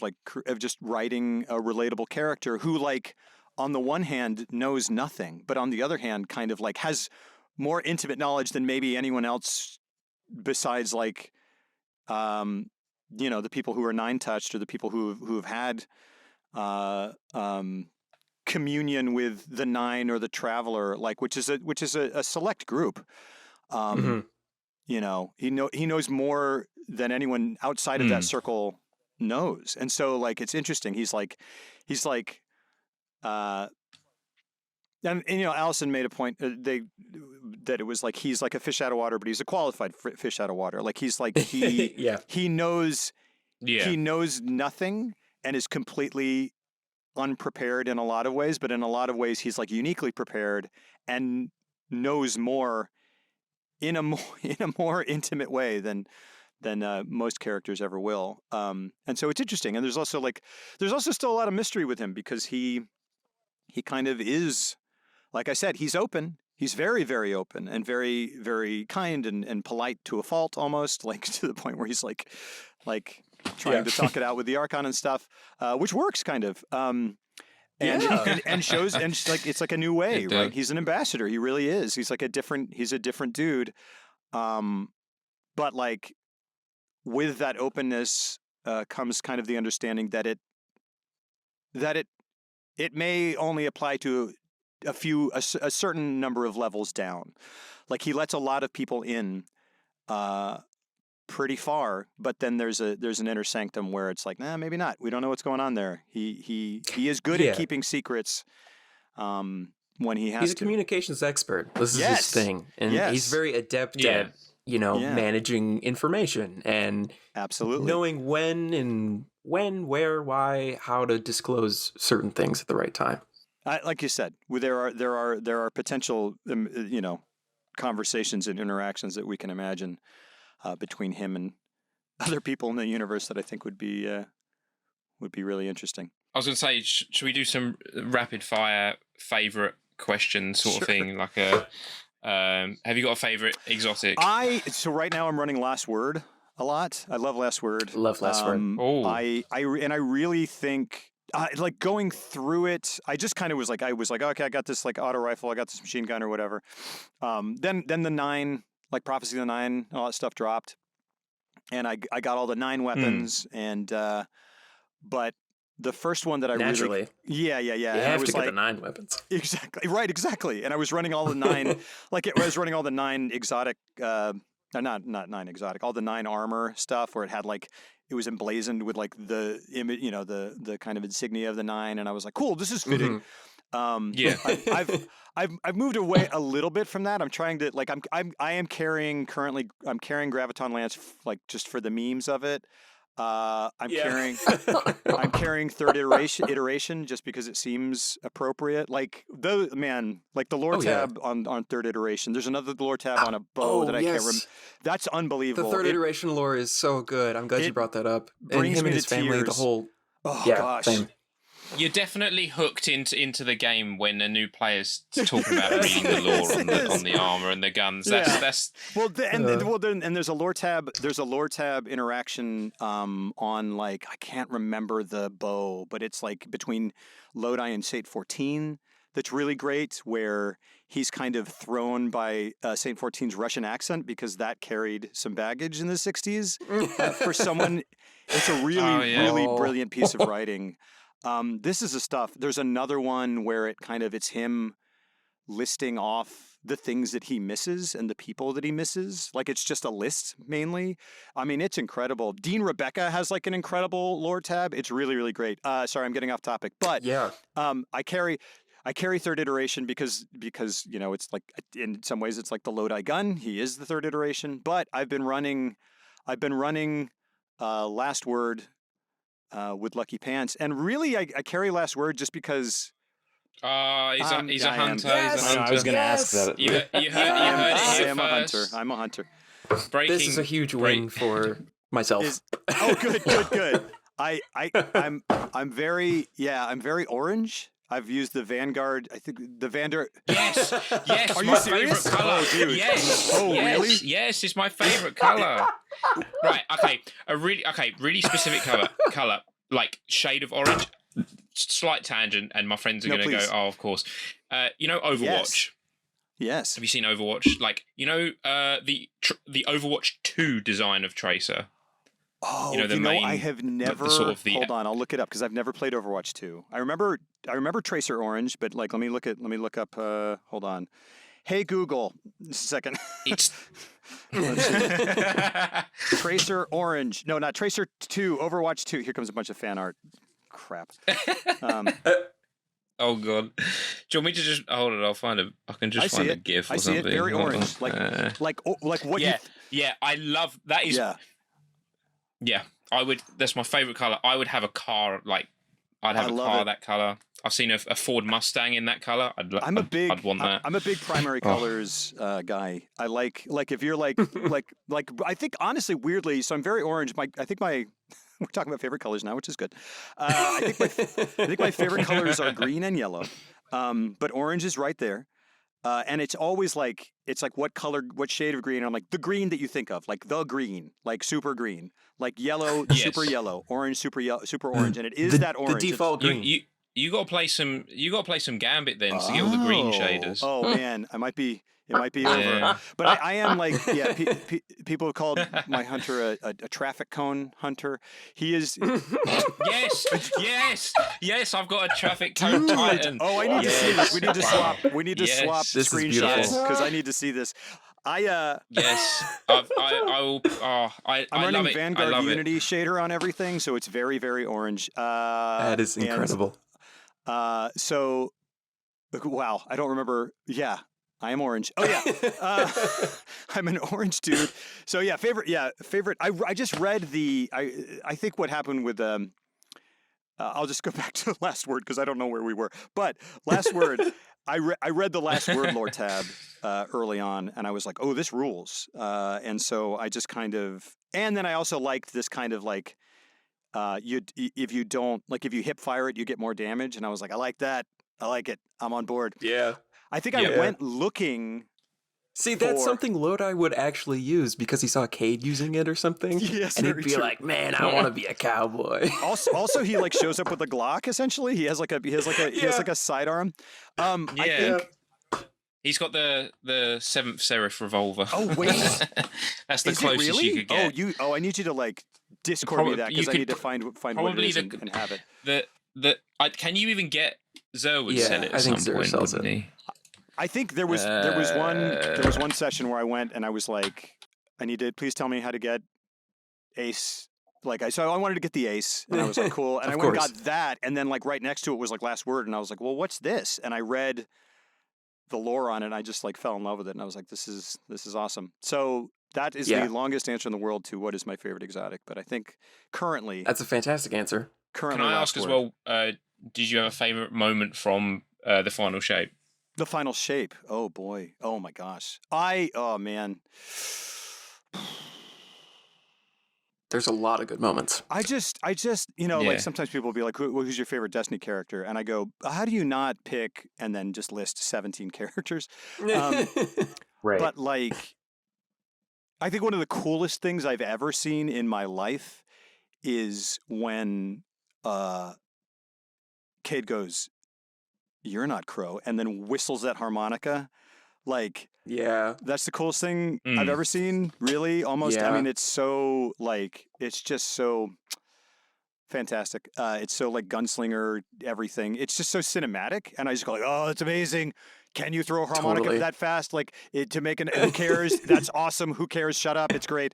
It's the best thing. All the like, oh my gosh. All the Zavala stuff is amazing. Like, if you're a big body horror fan, then like everything with the witness, like when you're going toward, like through that, those like chambers with faces and hands is just like, oh gosh, that's awful. But it's great. Besides like the obvious answers, like, you know, the cutscenes with Ghost and Cade. And kind of like the you know, the moments of loss and stuff. Some of my favorite stuff is just the like Zavala and Ikora like having essentially like a domestic dispute, like not in the not like just like having domestic discord and being like, because but like as they're screaming at each other, you can tell how much they care about each other. And then Cade cuts in and is like, guys, come on. Like, we're both, and it's just like that triumvirate, like just like the fact that it's so much conflict, like on the page, but like because of the performances and also the subtext in the writing, like you can just tell how much love is there, like between them, is some of the most wonderful stuff. I love the like the Cade Crow stuff, like where he just like, where he's like, oh gosh, what does he say? Where he comes up and Crow's sitting there, he says something. Whatever. It's just these great interactions where they're just like, you know, again, it's like oil and water, and they're coming to a grudging respect, and you're just like, oh, this is the best buddy cop movie I've ever seen. Like, can I please have an entire expansion of just Cade and Crow like learning to, like, you know, work together? And of course that's what it is. Yeah, Crow, that was the first time, like, I'd really never experienced much of Crow. And I think Brandon O'Neill? Brandon O'Neill. Yeah. Brandon O'Neill, who is who's awesome, like just incredible. And also I think he does, I've been told, and I'm not sure this is true, but I've been told that he got to also do his own performance capture. So I think he does because I think he also has been doing PCAP for them for a bit. So I think that's another one where, and I just feel like incredibly fortunate to have gotten to do all of that. And I think the thing with people like Nathan Fillion, Deborah Wilson, Maggie Roberts, some of these people, like, they're just kind of like, they're just too busy. They're too big to be able to. And I don't think she can float like the emissary could. That's a good point. So they had to get Allison Kalavis can indeed defy gravity. So that works. But you heard it here first, folks. Oh yeah. No, but Brandon, like, first of all, is like, oh, gosh, like, yeah, you guys, it's funny you mentioned that, like, he's kind of like another sort of fish out of water, kind of like awake in a strange time kind of thing. But like, he's just so cool. Yeah. He's so cool. He's like incredibly cool. Yeah. And this was my first real, I'd of course heard of him and kind of knew some, and I knew like the Aldrin stuff, but like, I had never really experienced him in a campaign or in an expansion before Final Shape, and it was just a great. I just love all the stuff with him, and then also with him and Crow. I mean, him and Cade, and really just all those interactions, like those kind of like living room family, like disagreement moments, are some of my favorite stuff because. And it's a thing it's a thing that blows my mind, and because we were streaming it with with a couple like Bife and Fallout and like these two kind of bigger streamers, and like Allison was there in the chat as we were going through it. Allison Luris, who's the narrative director, and like I was kind of like, we're going through it, and we were hitting one of those moments, and I was like, did they record this separately? Like, it's so incredibly nuanced, and it seems so reactive, and organic. And she's like, yeah, they all recorded it separately. And I was like, that's crazy. Wow. Also, I would have hated to be the person who went first and didn't get to hear anyone else's. Like, oh yeah, like it's just the performances and the writing in that whole thing are just incredible. Yeah. Oh yeah, absolutely. That's incredible. I did not know that they recorded that all separately. Yeah. That's wow. I loved the imagery of when you see Zavala's house. Oh gosh. You come out of the cave. That's burned into my mind. The smoke with the faces, coming out of the chimney. Oh, unbelievable. I think that. Yeah. And that's one of the things that comes to mind first when people ask me about the final shape. Like, what's your favorite moment from final shape or whatever? And the house immediately comes to mind. Me too. It's like this whole like, because you walk out and it's like the sound of music all of a sudden for some reason, and you're like, what's going on? And it's like, oh no. Yeah. The one thing I wanted to touch on before we let you go and free you from this prison is I want to shift gears from Destiny and just, you are not just Lodi, right? I mean, you are a multi-talented dude with a lot of different roles and all that. Sure. So I want to give you, a chance to kind of speak to any upcoming projects you might have. Like, where can we see you next? Oh, sure. Well, whatever you're allowed to talk about. Sure. Yeah. That's a good question. On camera, there's stuff. Sure. There's a movie called Man Goes on Rant that is a really, really indie movie that is, it's a weird one, but I really, really adore it. It kind of touches on the pandemic and isolation and a whole bunch of stuff. There's a movie called, well, strangely, it follows a similar title morphology, but has nothing to do with it. There's a movie called Man Finds Tape that will be coming out soon. That is a kind of a very interesting found footage horror film. Oh, cool. Where I kind of come in and play a similar, there's a similar, oh boy, let's see, without spoilers, I'll say I play a similar mysterious character who comes into the story, possibly from other places, and has an interesting effect. There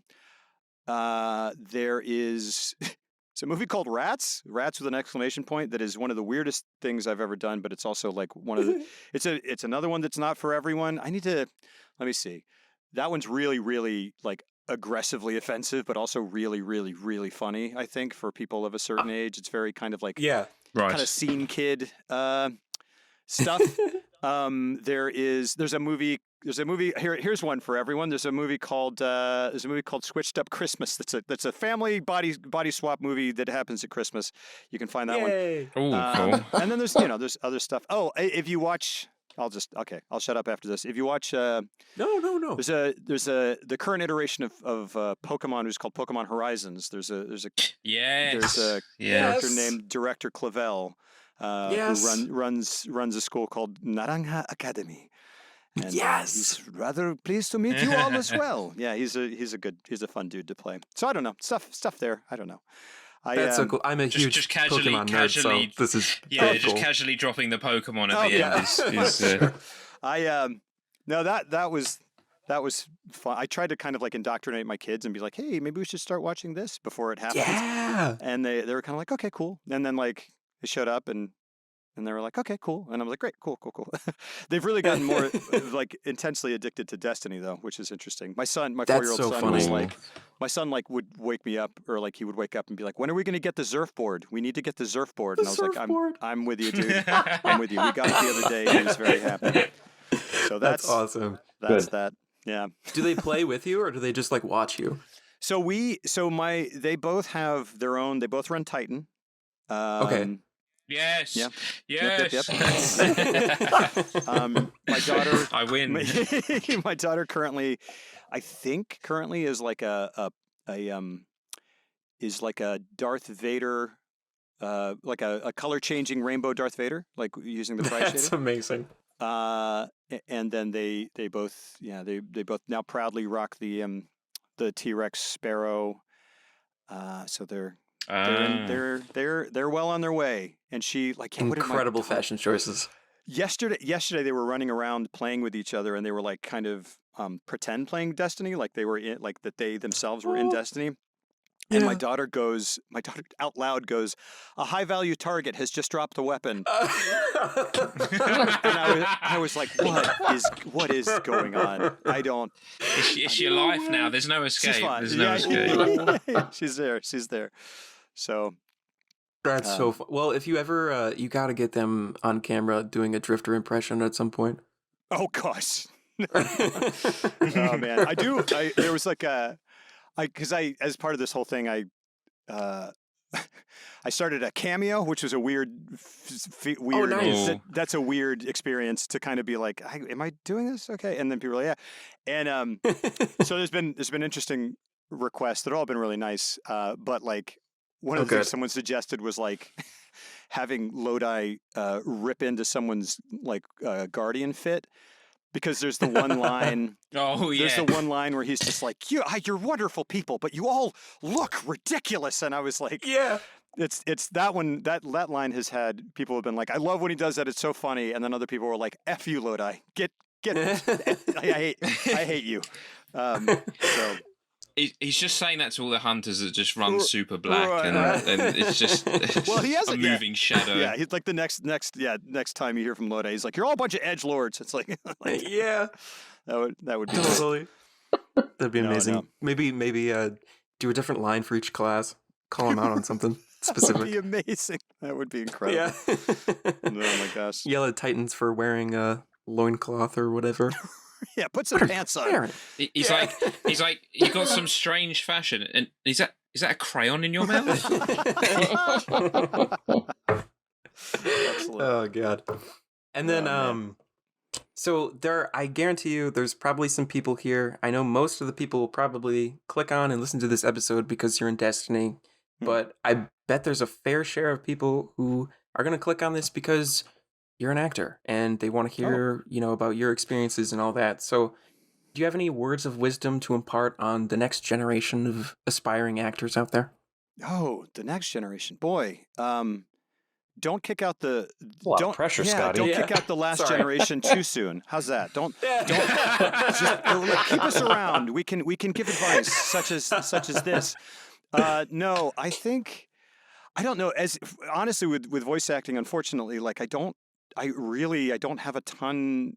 I'm still finding my own way in it, really, truly, like because I'm still pretty new to it. But I think as an actor, I think if it's a thing that you want to get into, I think really a really helpful thing is to find community, to find to find places that you can like even like social media groups, whatever, like things that will post resources that will kind of like point you toward finding casting calls. If you like want to take an acting class to like meet people, like I really think there was a time as an actor early on where people where you would hear like, or at least I would hear like, it's not what you know, it's who you know, and like networking is such a part of the thing. And I was like, oh gosh, like that is really kind of antithetical to like what, like I just want to do the work, and I just want to believe that I can like, do the work, and then people connect with the work and then cast me in whatever. Like I just really want to, like one of the things that I love the most about acting is that like it really is, you go like, they're like, we don't really care where you come from, what you've done before, whatever. Like if we pick you, and you don't have to write a cover letter. You don't have to like prove that you can do the job before you get the job, other than just like doing the job. You get to do the audition. But I've come to kind of realize that like there is a form of networking that is organic that I didn't realize I was really doing, where if you just kind of go and do the best job you can, and you're as kind as you possibly can be to the people around you, and you really just really truly, the key is enjoying it. The key is loving what you do, because then the rest of it doesn't matter. I think there have been times in my career where I've been like, when does it get easier? Like because the life of an actor can be very, very up and down, and you're like, it's very easy to kind of be, as a young actor, to kind of be like, oh, you get the one thing and then it changes everything. And like that is, I mean, that can kind of sometimes be the case, but like, you'll hear, like, I'll hear interviews with actors, and as I've gone along and had experiences where like even the people at the very, very top are still kind of seized by sort of a similar anxiety where they're like, where's the next job? When, is it over? Like, I finished this job. Is there going to be another one? Who knows? And that was very like encouraging to me that like, oh, even they feel that way. And then it was also like utterly, utterly demoralizing to be like, oh, so that never goes away. Right. But there's a thing where I think I would get caught in this thing of like, of kind of looking for the next job to make it easier, or trying to find that thing that's going to make things easier. And then I realized like I hit a point where I was like, oh, no. It maybe never will get easier. Or the question isn't to ask what will make it easier. The question is to ask like, if it doesn't get easier, do you still want to do this every day? And I was like, yes, because there's nothing else I want to do. Yeah. So that's not really concrete advice, but it's, I think, just trying to find, like, there are casting calls locally wherever you are, probably. And if you can't find them, try to find, like, I don't know, even like Facebook groups, if Facebook still exists. I'm very time lost. I'm very disconnected from the present moment. But that Facebook groups exist, and there exist groups that are just full of actors trying to find connection and share resources because they're in the same boat you are. And I think some of the best stuff that you can do, some of the most helpful things that you can do, is to connect with other actors, other filmmakers. Even like when it comes to meetups, you'll find people like my wife and I, when we started, because she's an actor as well. We went and found a film school. Like we went to this college and we went back to went back to that college later. I mean, not as students, but there was like a mailing list, an email mailing list of stuff, and like they were having auditions, and I was like, well, that's a good place to start, is like film schools, because they're learning. Yeah. And if you're just getting started, you're learning. And then the thing about film schools is they are full of people who are learning, but also incredibly talented. One of the most like gratifying projects I've ever done, like most incredible. Like we went to Ireland and shot this show about like about really bad archaeologists who like found family. That is still hopefully will be out there one day. But that was from a guy that I worked with on a film school. He was in film school and I worked with him. And we're pretty similar in age. He was like a grad student, and we did a short film together like 10, 11 years ago. And right after we did the short film, he was like, I'm moving to LA, but I'm going to call you out for some commercials. And I was like, rock and roll, man. And whenever people say that, I always go, whenever people say something like that, there is like a direct partition in my brain where I fully 100% with all my heart and soul go, I 100% believe you and believe that you mean that. And then the other part of my brain goes, also, I have to let go of this conversation and not pin any hope on it, because life happens. Right. People just like it's not even like, it's not people like BSing you. Like they're just human beings and their life goes in certain directions. And I was like, cool. And like, I want to say 5, 6, 7, 8, maybe 9, 10 years passed. And then he sent me a message and was like, hey, I have something that I thought, I don't know, see if you want to take a look at it. And it was this show, and it was still one of the most amazing experiences I've ever had. All of that to say that if you can't find gigs, find the places where there are other people like you looking for gigs. Make those connections. Go do the work to the best of your ability, and be kind to everyone, because you never know. Not in an opportunistic way, but just be kind to everyone out of the goodness of your heart. But also, like, if you're on a project, I've been talking for about 5 minutes. If you're on a project, it's all good. It's all good. Yeah, if you get on a project that you're like, I don't know, man, like you never know, like a grip is working his way up to being a cinematographer. A cinematographer wants to direct. A director wants to produce. You never know. Like a sound guy wants to write. Who knows? And if you just go and do your job and you're kind, and you continue to do that, you will find like-minded individuals if you're doing it because you love it. And that is the kind of networking that I have found works. And it is not like glad handing people at a party. Parties are great. I love doing that. If you're good at that kind of thing, fantastic. Some people can talk a good game. And I can talk a lot, but I can't really talk a good game.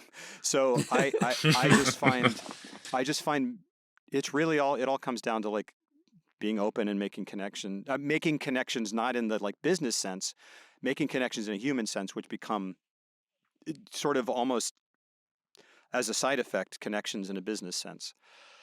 Yeah, so, absolutely. That was fantastic. I think thanks, man. That is more than anyone could ask for. I mean, also, to add to that, as a former film student, please go audition for your local film school movies. We need people. Yes, I promise you, everyone is desperate for actors. So, that is a great place to go. And that is those people. I mean, like, where do you think that filmmakers come from? A lot of them come from film school. You know what I mean? It's like that. Yes. Totally. That is, you go, oh, these are kids, but you're like, or like maybe you're a kid yourself, whatever, and you're like, oh, we're all kids. But like, yeah, like those people go on and like, yeah, maybe they'll start shooting commercials, but then like almost everyone on a commercial also got into it because they wanted to make narrative film, and that will lead to other things. And I think to whatever extent you can apply that to voiceover as well. I don't know. I think do your best, be kind, and be genuine. It's pretty actionable advice. Hopefully, I don't know how. Yeah. No, that's perfect. Yeah. That is perfect. That goes for. I mean, I think that can be applied to a lot of fields. For sure. Like that's great advice for everyone, I think. Yeah. Well, thank you so much. It won't help you in a Destiny raid, but like other places. Actually, being nice in a Destiny raid is Yeah, that actually goes along. Okay, great. I'm on board. Let's do it. All right. So, well, thank you. This has been one of, if not my absolute favorite episode we've recorded. So I personally cannot thank you enough for coming on this show. This has been, of course, man, an absolute fantastic experience. We hope you come on, another time. We're super excited to see your work in upcoming expansions. But before I let you go, Rob, Matt, do you have any other closing thoughts? I don't want to hog our guest. No, I really appreciate you taking your time out of your day to talk to us and answer our questions. And of course, thanks. Thanks for letting us bug you. Oh, appreciate dude, not at all. So much. Not at all. Thanks for having questions. Thanks for the invitation. I appreciate it. Yeah, it wouldn't be very Lodi of me to turn down an invitation. Hey-oh. That was good. Oh, good. I don't know. Too much. It was a thing. After all, we have reached the edge of fate. There we go. All right. There we go. We're pushing it now. I believe this call. All right. Well, thank you guys so much for hopping on and chatting as always. Thank you everyone who listened to this episode. And without further ado, we'll talk next time. You can put this voice recording away and go on with your life, because you and I both know you'd have me yapping in your ear for the rest of your days. Want to further the discussion? Get in touch with us at any of our Twitter handles, all of which can be found at our podcast description.